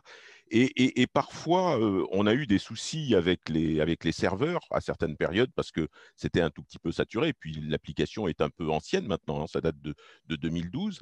Et plusieurs fois, des enseignants m'ont dit, mais moi, j'ai prévu d'avoir l'outil pour mon cours, et puis bah, là, je vois qu'il ne marche pas. Alors, comment je fais? Enfin bon, plusieurs fois, on a eu ce genre de choses. Bon, on a essayé à chaque fois avec les serveurs du CNRS, puisque ça avait été fait dans le cadre euh, disons, d'une convention entre le CNRS, le NS de Lyon et l'association des fils et filles de déportés de Serge Klarsfeld. Donc, on a à chaque fois, on a répondu très souvent. Vraiment, cet outil a permis de contacter, d'être très souvent contacté. Et puis, on avait fait aussi une exposition sur les grilles du CNAM dans le 3e arrondissement de Paris. Et là, ça a permis aussi de rencontrer énormément de gens. L'exposition était restée plus d'un mois sur les grilles du CNAM. Donc, il y a eu vraiment beaucoup d'interactions autour des enfants. Et là, en ce moment, l'ensemble des géolocalisations que j'ai réalisées pour l'ensemble des déportés, on est en train de les intégrer au centre de documentation du mémorial pour pouvoir étudier les trajectoires des déportés ou des rescapés. D'accord, merci beaucoup. Et vous avez une idée, justement, quand est-ce que ce projet-là sera mené à bien? Parce que c'est un Alors, projet tellement je dois dynamique. avouer que ça devrait déjà. Enfin, le confinement n'a pas permis d'accélérer les choses, on va le dire comme ça. Et on a pris du retard. Par exemple, je devais montrer à Serge Klarsfeld un certain nombre de réalisations, en particulier sur les enfants arrêtés à l'occasion du Veldiv. Et c'était juste au moment du 2e confinement. Et puis, bon, puis voilà, les choses avancent beaucoup moins vite qu'on ne le souhaiterait en ce moment. C'est malheureusement le cas pour à peu près Oui, tout un chacun et sur à peu près tous nos travaux. Et même quand on n'est pas historien, c'est c'est la norme pour tout le monde, mais ça finira par voir le jour. Merci à vous trois. Je vais donc maintenant céder la parole à Julie et à la salle pour les questions éventuelles. Oui, merci beaucoup à tous les quatre pour ces contributions qui étaient vraiment complémentaires. Ça a été signalé par plusieurs auditeurs et auditrices qui vous remercient vivement. Alors, avant de passer la parole à Céline, qui lève la main depuis un petit moment, je voudrais relayer une question d'un auditeur qui a été posée par écrit et qui concerne les sources. Vous avez tous les trois parlé des sources qui ont guidé l'élaboration de vos travaux. Et Sarah, vous parliez de ces sources ordinaires, des traces qu'on laisse tous administratives pour finalement croiser les adresses qui sont mentionnées dans le mémorial de Serge Klarsfeld avec d'autres adresses. Et donc la question de l'auditeur, c'est quel type de documents permettent de déterminer précisément les lieux d'arrestation?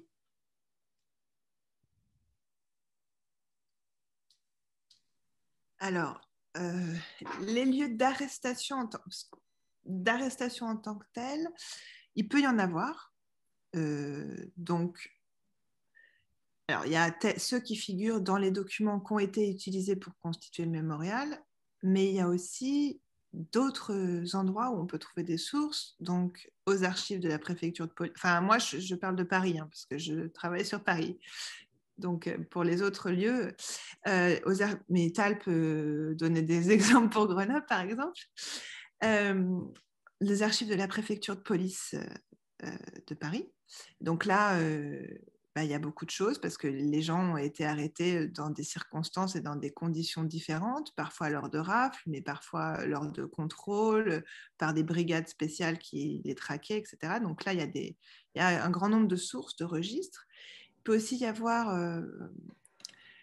donc plusieurs collègues, notamment Johanna travaille sur les prisons et là, il peut y avoir dans les registres des prisons aussi des informations sur les arrestations parce qu'on n'arrive pas forcément on n'arrive pas forcément à Drancy directement, on a tout un parcours. Donc l'arrestation, elle est par étapes. Donc ça, c'est vraiment des moments d'arrestation. Après, moi, ce que je disais comme autre source, c'était aussi par rapport au lieu de vie, comme l'a relevé Ruth, c'est-à-dire au-delà de l'arrestation, où est-ce que les gens vivaient vraiment? Quels sont les lieux qu'ils ont occupés? Et donc ça, il y a énormément de sources. Alors ça peut être... bien sûr, le recensement classique de population, tout ce qui est logement vacant, un recensement très spécial qui a été fait en 1945, les registres d'écoles. Alors ça, je vous dis, Ruth, si tu as envie de faire un documentaire sur le document registre d'école, c'est incroyable en tant que tel, parce que sur la Shoah, mais surtout, sur tout ce qu'on peut apprendre comme histoire sociale. J'étais aux Archives de Paris récemment, Claire Zal qui était derrière moi sur d'autres sources, et j'avais un registre de la rue Julien-Lacroix, d'une école de la rue Julien-Lacroix. Je le feuilletais pour faire quelque chose sur le rapport entre juifs et musulmans à Belleville. Et Claire me dit « Ah, t'as pas quelqu'un qui s'appelle… » Je feuillette et là, il y a tout son parcours migratoire qui apparaît juste dans la ligne d'entrée à l'école et de sortie. Oui, il est né en… J'avais utilisé des registres. Et donc ça, par exemple, la personne qui pose cette question, c'est quelque chose de très riche et on trouve pendant la guerre beaucoup de choses. Notamment, je vois par exemple, rue Marie-et-Louise, tout d'un coup, dans un registre d'école, un petit Jean Cohen qui arrive chez madame, je ne me souviens plus son nom, mais plutôt du genre madame Durand, qui l'inscrit à l'école tout d'un coup en 1943 en disant c'est un ami de la famille. Donc ça permet de faire apparaître des gens qui sinon disparaissent complètement des archives dans leur parcours, dans leur façon de survivre et de s'adapter à la situation. Donc, par exemple, les registres d'école, c'est un très bon exemple. Après, vous pouvez lire pour beaucoup plus de détails les différents articles qu'on a pu publier, puisque connaître ces sources, c'est un travail à temps plein. Et dont certains sont mentionnés dans le fil de la discussion. Et juste pour compléter ce que Sarah a dit par rapport aux arrestations, c'est un exercice, c'est une recherche qui est extrêmement complexe. Tout d'abord parce qu'on n'a plus les archives allemandes quand les arrestations sont réalisées par les Allemands. Une grande partie en plus des archives françaises ont été purgées, notamment à la préfecture de police. Si je prends l'exemple de Grenoble, et en plus ça rejoint une des questions qui ont été abordées, à savoir la géographie plus particulièrement, c'est que moi j'ai étudié la CIPOSD de Grenoble, autrement dit, la police allemande, et comment elle traque les juifs, sauf que la police allemande n'a pas le même découpage géographique, autrement dit administratif, que l'administration française, et que la police allemande de Grenoble ne travaille pas sur l'Isère, mais elle travaille sur un territoire qu'elle a découpé, on ne sait pas trop comment, et elle arrête aussi bien en Isère que dans la partie limitrophe de la Savoie, à savoir jusqu'à Chambéry. En même temps, elle rayonne vers Lyon, et en même temps, la CIPOSD de Lyon rayonne vers le Nord-Isère et Vienne. Donc, c'est extrêmement compliqué. Et puis, juste pour vous donner 2 exemples, par exemple, sont enregistrés, partant de Grenoble et arrivés à Drancy, 2 frères qui apparaissent comme étant habitants à Grolier, donc rien à voir avec Grenoble. Et donc, pendant très longtemps, j'ai supposé qu'ils avaient été arrêtés à Grenoble et qu'ils avaient donné une fausse adresse ou une adresse précédente à Grolier, ce qui n'était absolument pas le cas. J'ai fini par retrouver un témoignage puisqu'ils ont survécu. Ils expliquaient qu'ils ont été arrêtés à Grolier par la police allemande et transférés à Grenoble pour être interrogés par la police allemande à Grenoble. Donc, c'est un cas de figure auquel on ne pense pas en premier, ni en second, ni en troisième, jusqu'au moment où on trouve la source, et ça nous explique cela. Et en plus, il y a un autre problème, et je vais m'arrêter là-dessus, c'est que toutes les sources qui ont été évoquées par tous les intervenants sont des sources qui sont souvent déclaratives. Autrement dit, quand les Juifs sont arrêtés, ils donnent leur adresse, et ces sources déclaratives ne correspondent pas forcément à la réalité pour des raisons très simples. Quand une personne juive est arrêtée, elle tend à vouloir protéger le reste de la famille, et soit elle donne une fausse adresse, soit une adresse où il n'y a plus personne, soit une adresse où ils étaient avant. Il y a des gens qui ont été arrêtés à Grenoble qui sont en théorie domiciliés à Paris.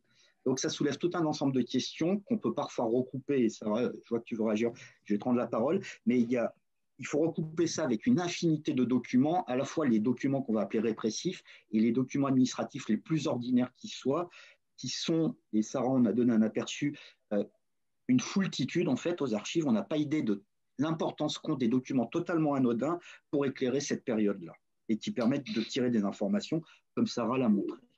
Mais c'est exactement ce que, quand je disais en introduction de mon propos, qu'il est important de faire un travail sur l'histoire sociale de l'adresse. Ce que tu viens de dire, c'est les sources déclaratives. Alors bon, peut-être parce que je dois dire à tout le monde que je suis d'abord sociologue avant d'être historienne. C'est exactement pour ça que c'est passionnant comme sujet. C'est-à-dire que c'est parce que ça permet aussi de travailler sur la subjectivité, sur la stratégie, sur le rapport à l'adresse, et que c'est le recoupement de sources qui peut en fait permettre de faire un travail sur l'usage social de l'adresse, aussi bien par les persécuteurs que par ceux qui sont censés être leurs victimes. Et ce décalage, quelque part, c'est ça qui est particulièrement enrichissant. Et tu as totalement raison. Alors, mais c'est plus de travail, bien sûr, que de penser qu'un document donne une information spatiale. Ça, c'est sûr. Mais tu as pointé une chose qui est très importante en plus, puisqu'on est à Yom HaShoah, mais c'est Yom HaShoah et Gvura, autrement dit, et la résistance. Et voilà, tu as pointé un élément qui est fondamental et qui peut paraître dérisoire ou absurde, mais quand un juif donne une fausse adresse pour protéger sa famille ou les gens avec qui il vit, c'est un acte de résistance. Un acte de résistance qu'on ne peut même plus percevoir aujourd'hui, à moins de se rendre compte qu'il a volontairement donné une fausse adresse ou une adresse périmée. Et donc là, il y a une volonté de résistance qui peut paraître anodine, mais qui correspond à tous les gestes de résistance que la population juive a essayé de réaliser pendant la guerre sous le joug ou des Allemands ou alors des régimes collaborationnistes.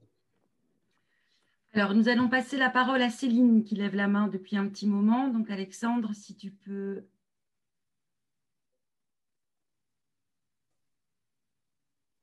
Bonsoir. Bonsoir, vous m'entendez? Très bien. Très bien. Donc, bonsoir, merci beaucoup pour ces interventions. J'ai été vraiment très impressionnée. C'est vraiment du travail extraordinaire que vous avez fait. Alors, je vais poser une question un peu technique à Jean-Luc Pinol, mais qui n'est pas simplement technique. Alors, d'abord, je dois dire que je suis géographe. Je suis géographe urbaine et je travaille essentiellement sur les réseaux et la visualisation des réseaux. Donc, à l'occasion, peut-être, ça m'intéresserait aussi de collaborer éventuellement. Mais ce que je voulais poser comme question, c'était à propos des cartes de densité. Vous avez fait des densités sur le territoire par ce qui est déjà un énorme travail. Et moi, je me demandais si, parce qu'on voyait bien apparaître, bien sûr, les quartiers de Belleville qui étaient très peuplés de juifs parce que c'était un lieu d'immigration où les étrangers arrivaient par des liens communautaires.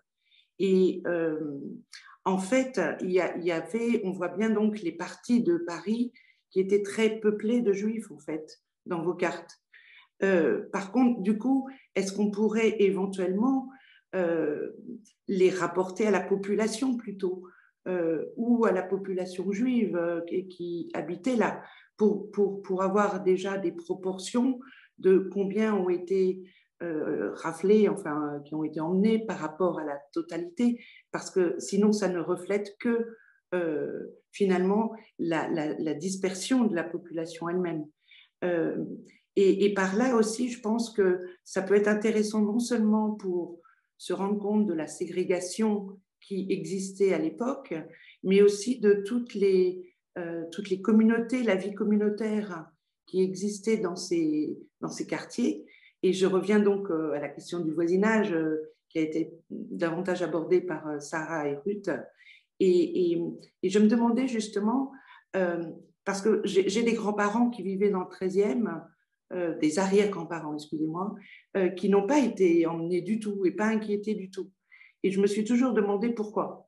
Et je me disais, est-ce que finalement, ils ont raflé là où il y avait des grosses concentrations de communautés juives?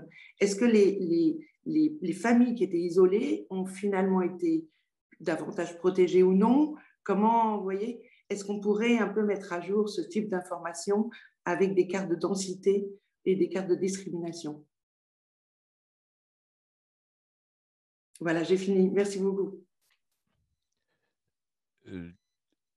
Merci pour votre question sur la densité. Oui, effectivement, là, c'est la densité calculée de la façon la plus simple, hein, c'est-à-dire la superficie au sol de l'îlot.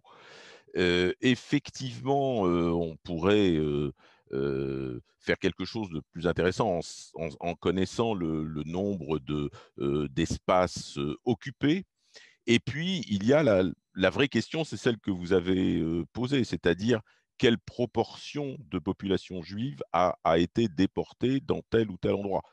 Mais on m'a déjà posé cette question. Pour cela, il faudrait peut-être déjà travailler sur le fichier par adresse pour l'ensemble de la population et voir quels sont les gens qui ont été arrêtés à chacune de ces adresses. Même si ces adresses, je suis tout à fait d'accord avec ce que disait Tal, peuvent être en décalage chronologique avec le moment où elles sont déclarées. Cela étant, le travail que j'ai présenté, je dirais que je l'ai fait à 99% tout seul. Le travail que vous envisagez, ça peut pas être un travail, même fait par un retraité, hein. Je suis retraité, donc j'ai un peu de temps. Mais même tout seul, il faut que ce soit un travail collectif. Mais effectivement, cette question de la densité, de la proportion de la population qui a été arrêtée est importante. Alors simplement, ces zones de très forte densité, calculées de façon relativement simple, ça correspond aussi à Paris à ce qu'on appelait les îlots insalubres. Hein, il y a à peu près 15 à 20% des déportés qui ont été arrêtés dans ce qu'on appelait officiellement îlots insalubres, comme l'îlot 16 qui était évoqué précédemment. Les îlots insalubres étant aussi c'était des lieux qui étaient définis par la surmortalité tuberculeuse en particulier, mais qui étaient aussi des lieux de très forte densité. Merci Jean-Luc. Je vais relayer une question qui a été posée sur Facebook et qui croise d'autres questions posées par des auditeurs sur la notion de voisinage qui a été évoquée tant par Sarah que Ruth. Donc la question, c'est est-ce qu'on connaît l'origine sociale des voisins ayant profité des logements habités par des juifs? Et donc, d'autres auditeurs nous demandent de développer un peu cette notion de voisinage, parce qu'il paraît évident quand on vous écoute que finalement, la contribution majeure du croisement de l'histoire urbaine et de la micro-histoire, c'est de sortir de la relation binaire, bourreau et victime, et de faire rentrer les Parisiens en tant qu'acteurs d'une histoire. Donc, est-ce que vous pourriez toutes les deux d'abord répondre à cette question d'origine sociale des voisins et développer un peu plus ce que vous avez appris de ce voisinage en travaillant sur les archives et vous, Ruth, en travaillant sur votre film. Alors, qui veut commencer? Il faut que quelqu'un allume son micro. Okay. Vas-y, commence, Ruth, si tu veux. C'est une question qui ferait l'objet d'un séminaire en tant que tel, donc je vais juste donner quelques pistes. Bon, d'abord, la figure des voisins. Donc, ce qui est important, à travers la figure des voisins, il y a plusieurs choses qui m'intéressaient, moi, personnellement. C'est que, d'abord, quand j'ai commencé à travailler, à faire des entretiens pour l'étude des appartements et des camps annexes de Drancy dans Paris, tout le monde me disait, moi, de toute façon, je suis rentrée, il n'y avait plus rien dans mon appartement, c'est les voisins qui l'avaient pris. Donc, en fait, la notion même, le terme même de voisin revient sans arrêt. Que ça revienne là, ou dans mon travail encore préalable sur la mémoire des Justes parmi les nations, où la figure du voisin revenait beaucoup dans la question soit de la dénonciation, soit de l'aide. Donc, moi, ce qui m'intéressait, c'était déjà de voir, à travers cette question des appartements, qu'est-ce que la population... En fait, c'est de montrer que chaque Parisien est voisin de la Shoah, déjà. Ça, c'est le point de départ. Souvent, en histoire culturelle, qui, vous l'aurez compris, n'est pas mon type d'histoire que je pratique, on se pose la question de savoir qui savait quoi, est-ce que la population avait l'idée que... Là, en travaillant très finement à l'échelle des immeubles, sur cette base de données donc, qui ne représente que 9000 appartements, mais c'est quand même colossal à l'échelle de Paris, en termes de présence juive, parce que c'est 9000 appartements, ce n'est pas 9000 personnes. On se rend compte que les gens qui écrivent pour obtenir les appartements, mais ont une connaissance, mais je dirais, ils connaissent mieux les rouages de la persécution que toute personne non historienne de la Shoah. Donc, ils vont d'abord à la commandanture, après ils vont à la Lichtenstein, après ils vont au bon service à la préfecture de police, etc., pour obtenir l'appartement qu'ils ont repéré dans leur immeuble. Donc, d'abord, pour moi, la figure des voisins, c'est d'abord le voisin de la Shoah. Et c'est pas, en fait, c'est pas quelque chose que les Parisiens ne savaient pas. Tout le monde savait, et en travaillant à l'échelle des immeubles, on le montre de façon très, vraiment, mais pas en termes de dénonciation ou quoi, de façon très simple, très factuelle. C'est le premier point. La deuxième chose, c'est d'un point de vue géographique, qu'est-ce que ça veut dire être voisin? C'est à partir de quand qu'on commence à être voisin? Par exemple, tout le monde peut se poser la question aujourd'hui, pour vous, qui sont vos voisins? Est-ce que c'est que des gens qui habitent votre immeuble? Est-ce que vous parlez des gens qui sont dans les immeubles avoisinants ou, par exemple, qui ont les enfants dans le même groupe scolaire que vous? Donc nous, ce qu'on a essayé, c'était de travailler géographiquement sur à partir de quand on constatait un comportement différent. De quelle échelle géographique? À partir de quelle distance? Donc il nous a semblé, nous, à partir de la base qu'on a construite, et pour ce micro-sujet, qu'à partir de 400 mètres, il y avait vraiment un espace de proximité sociale. Donc le voisin, c'est quelqu'un avec lequel on partage un espace géographique, mais aussi un espace social. Et donc, je répondrai à la dernière question avant de laisser la parole à Ruth. Les caractéristiques sociales des voisins, sans surprise, sont quand même assez proches en termes de milieu social, des familles qui habitent les appartements, même si on constate quand même que même dans l'Est parisien, il y a une certaine diversité des professions, des milieux. Il n'y a pas un grand écart entre haute bourgeoisie et petit prolétariat, mais il y a des petits fonctionnaires, des employés qui peuvent être dans le même immeuble que le tailleur juif de la famille arrêté. Voilà. Et encore une fois, pour produire ça, comme cette petite connaissance, c'est vraiment beaucoup de travail parce qu'il y a ces questions de sources, de construction des objets, de méthodologie qui sont quand même fondamentales dans ce qu'on a pu présenter ce soir. À toi, Ruth. Oui, moi, je ne vais pas rajouter grand-chose à ce qu'a dit Sarah, parce que, par exemple, pour le 209, bon, déjà, ce qui était là encore important, et quand je parlais de cette matérialité finalement de l'espace, c'est-à-dire qu'évidemment, à partir du moment où on s'interroge, là, c'était un immeuble avec 4 façades, très clairement, il y avait des choses qui se voyaient, ne serait-ce que de constater ça. C'est-à-dire, s'il y a des gens qui partent de l'immeuble C et qui est le fond de la cour et qui sont arrêtés et qui traversent la cour pour être arrêtés, je veux dire, il y a vraiment, ça se voit. De une.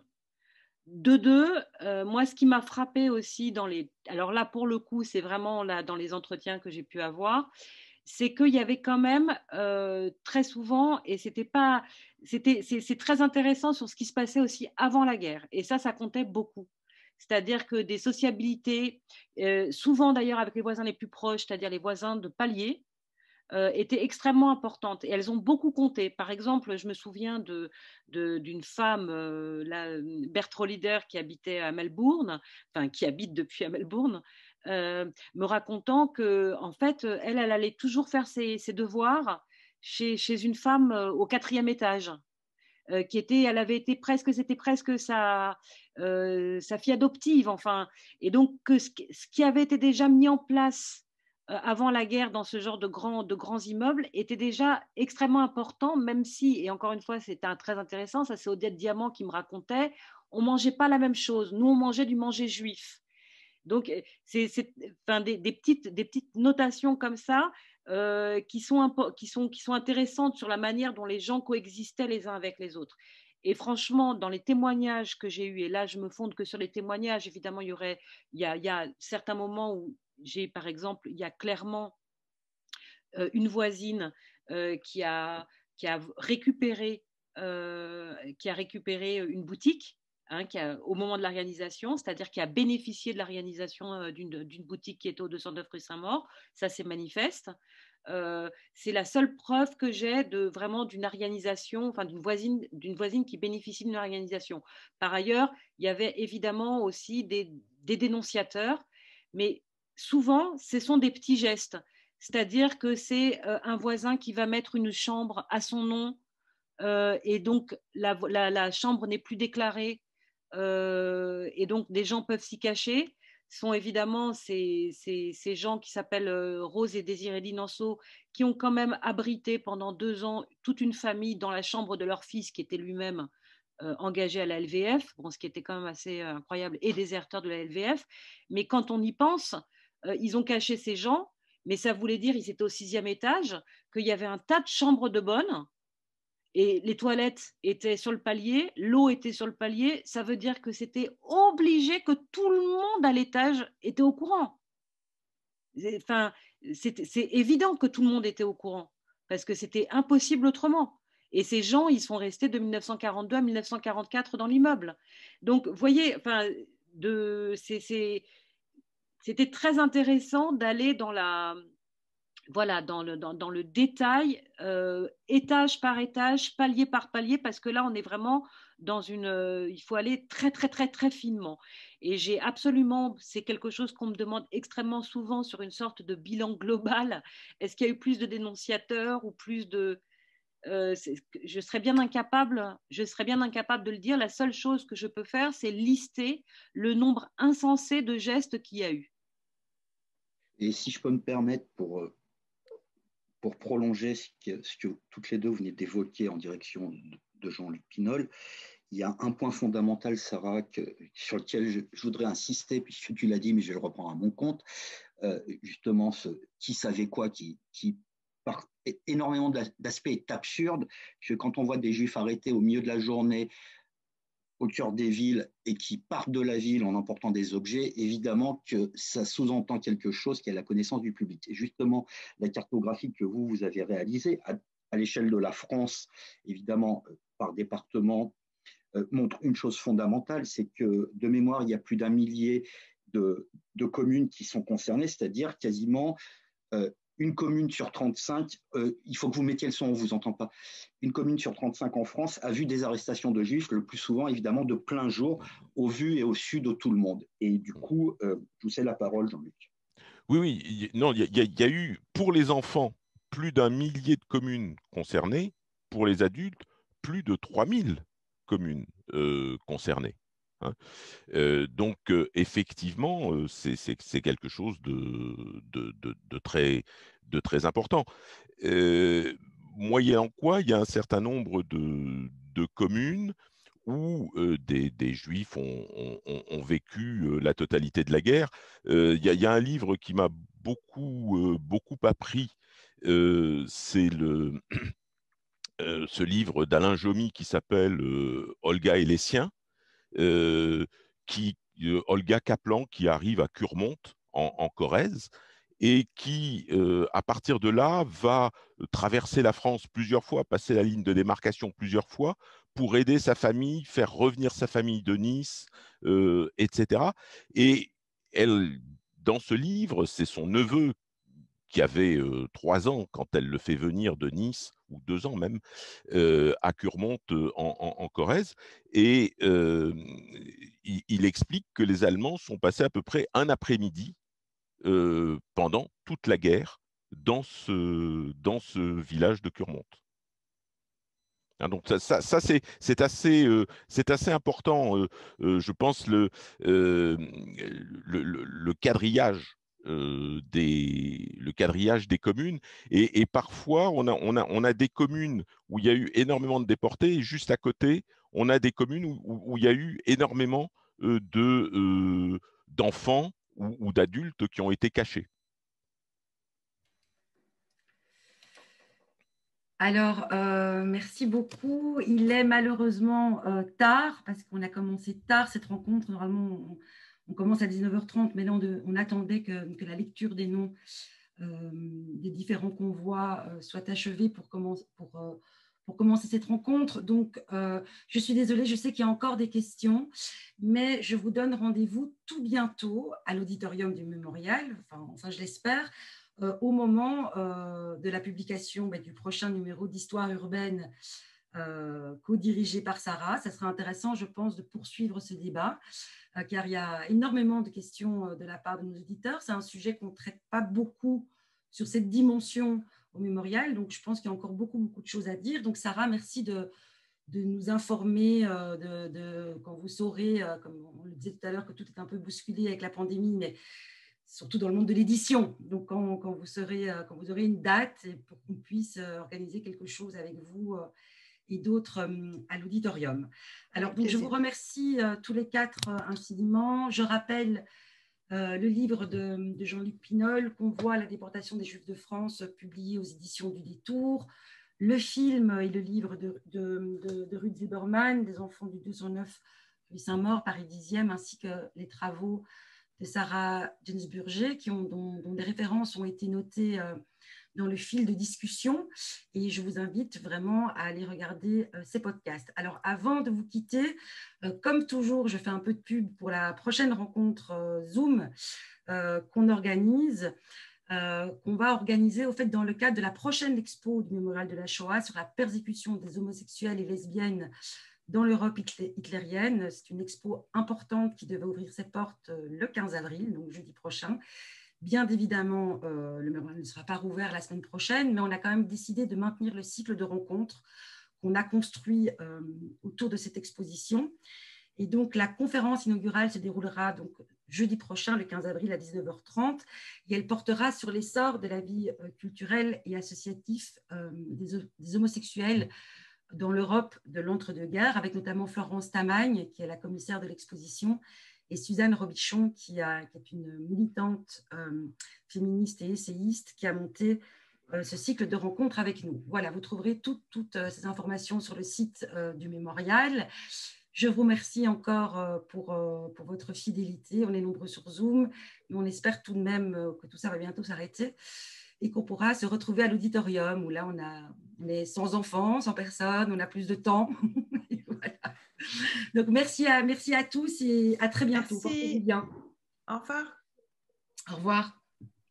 Au revoir à tous.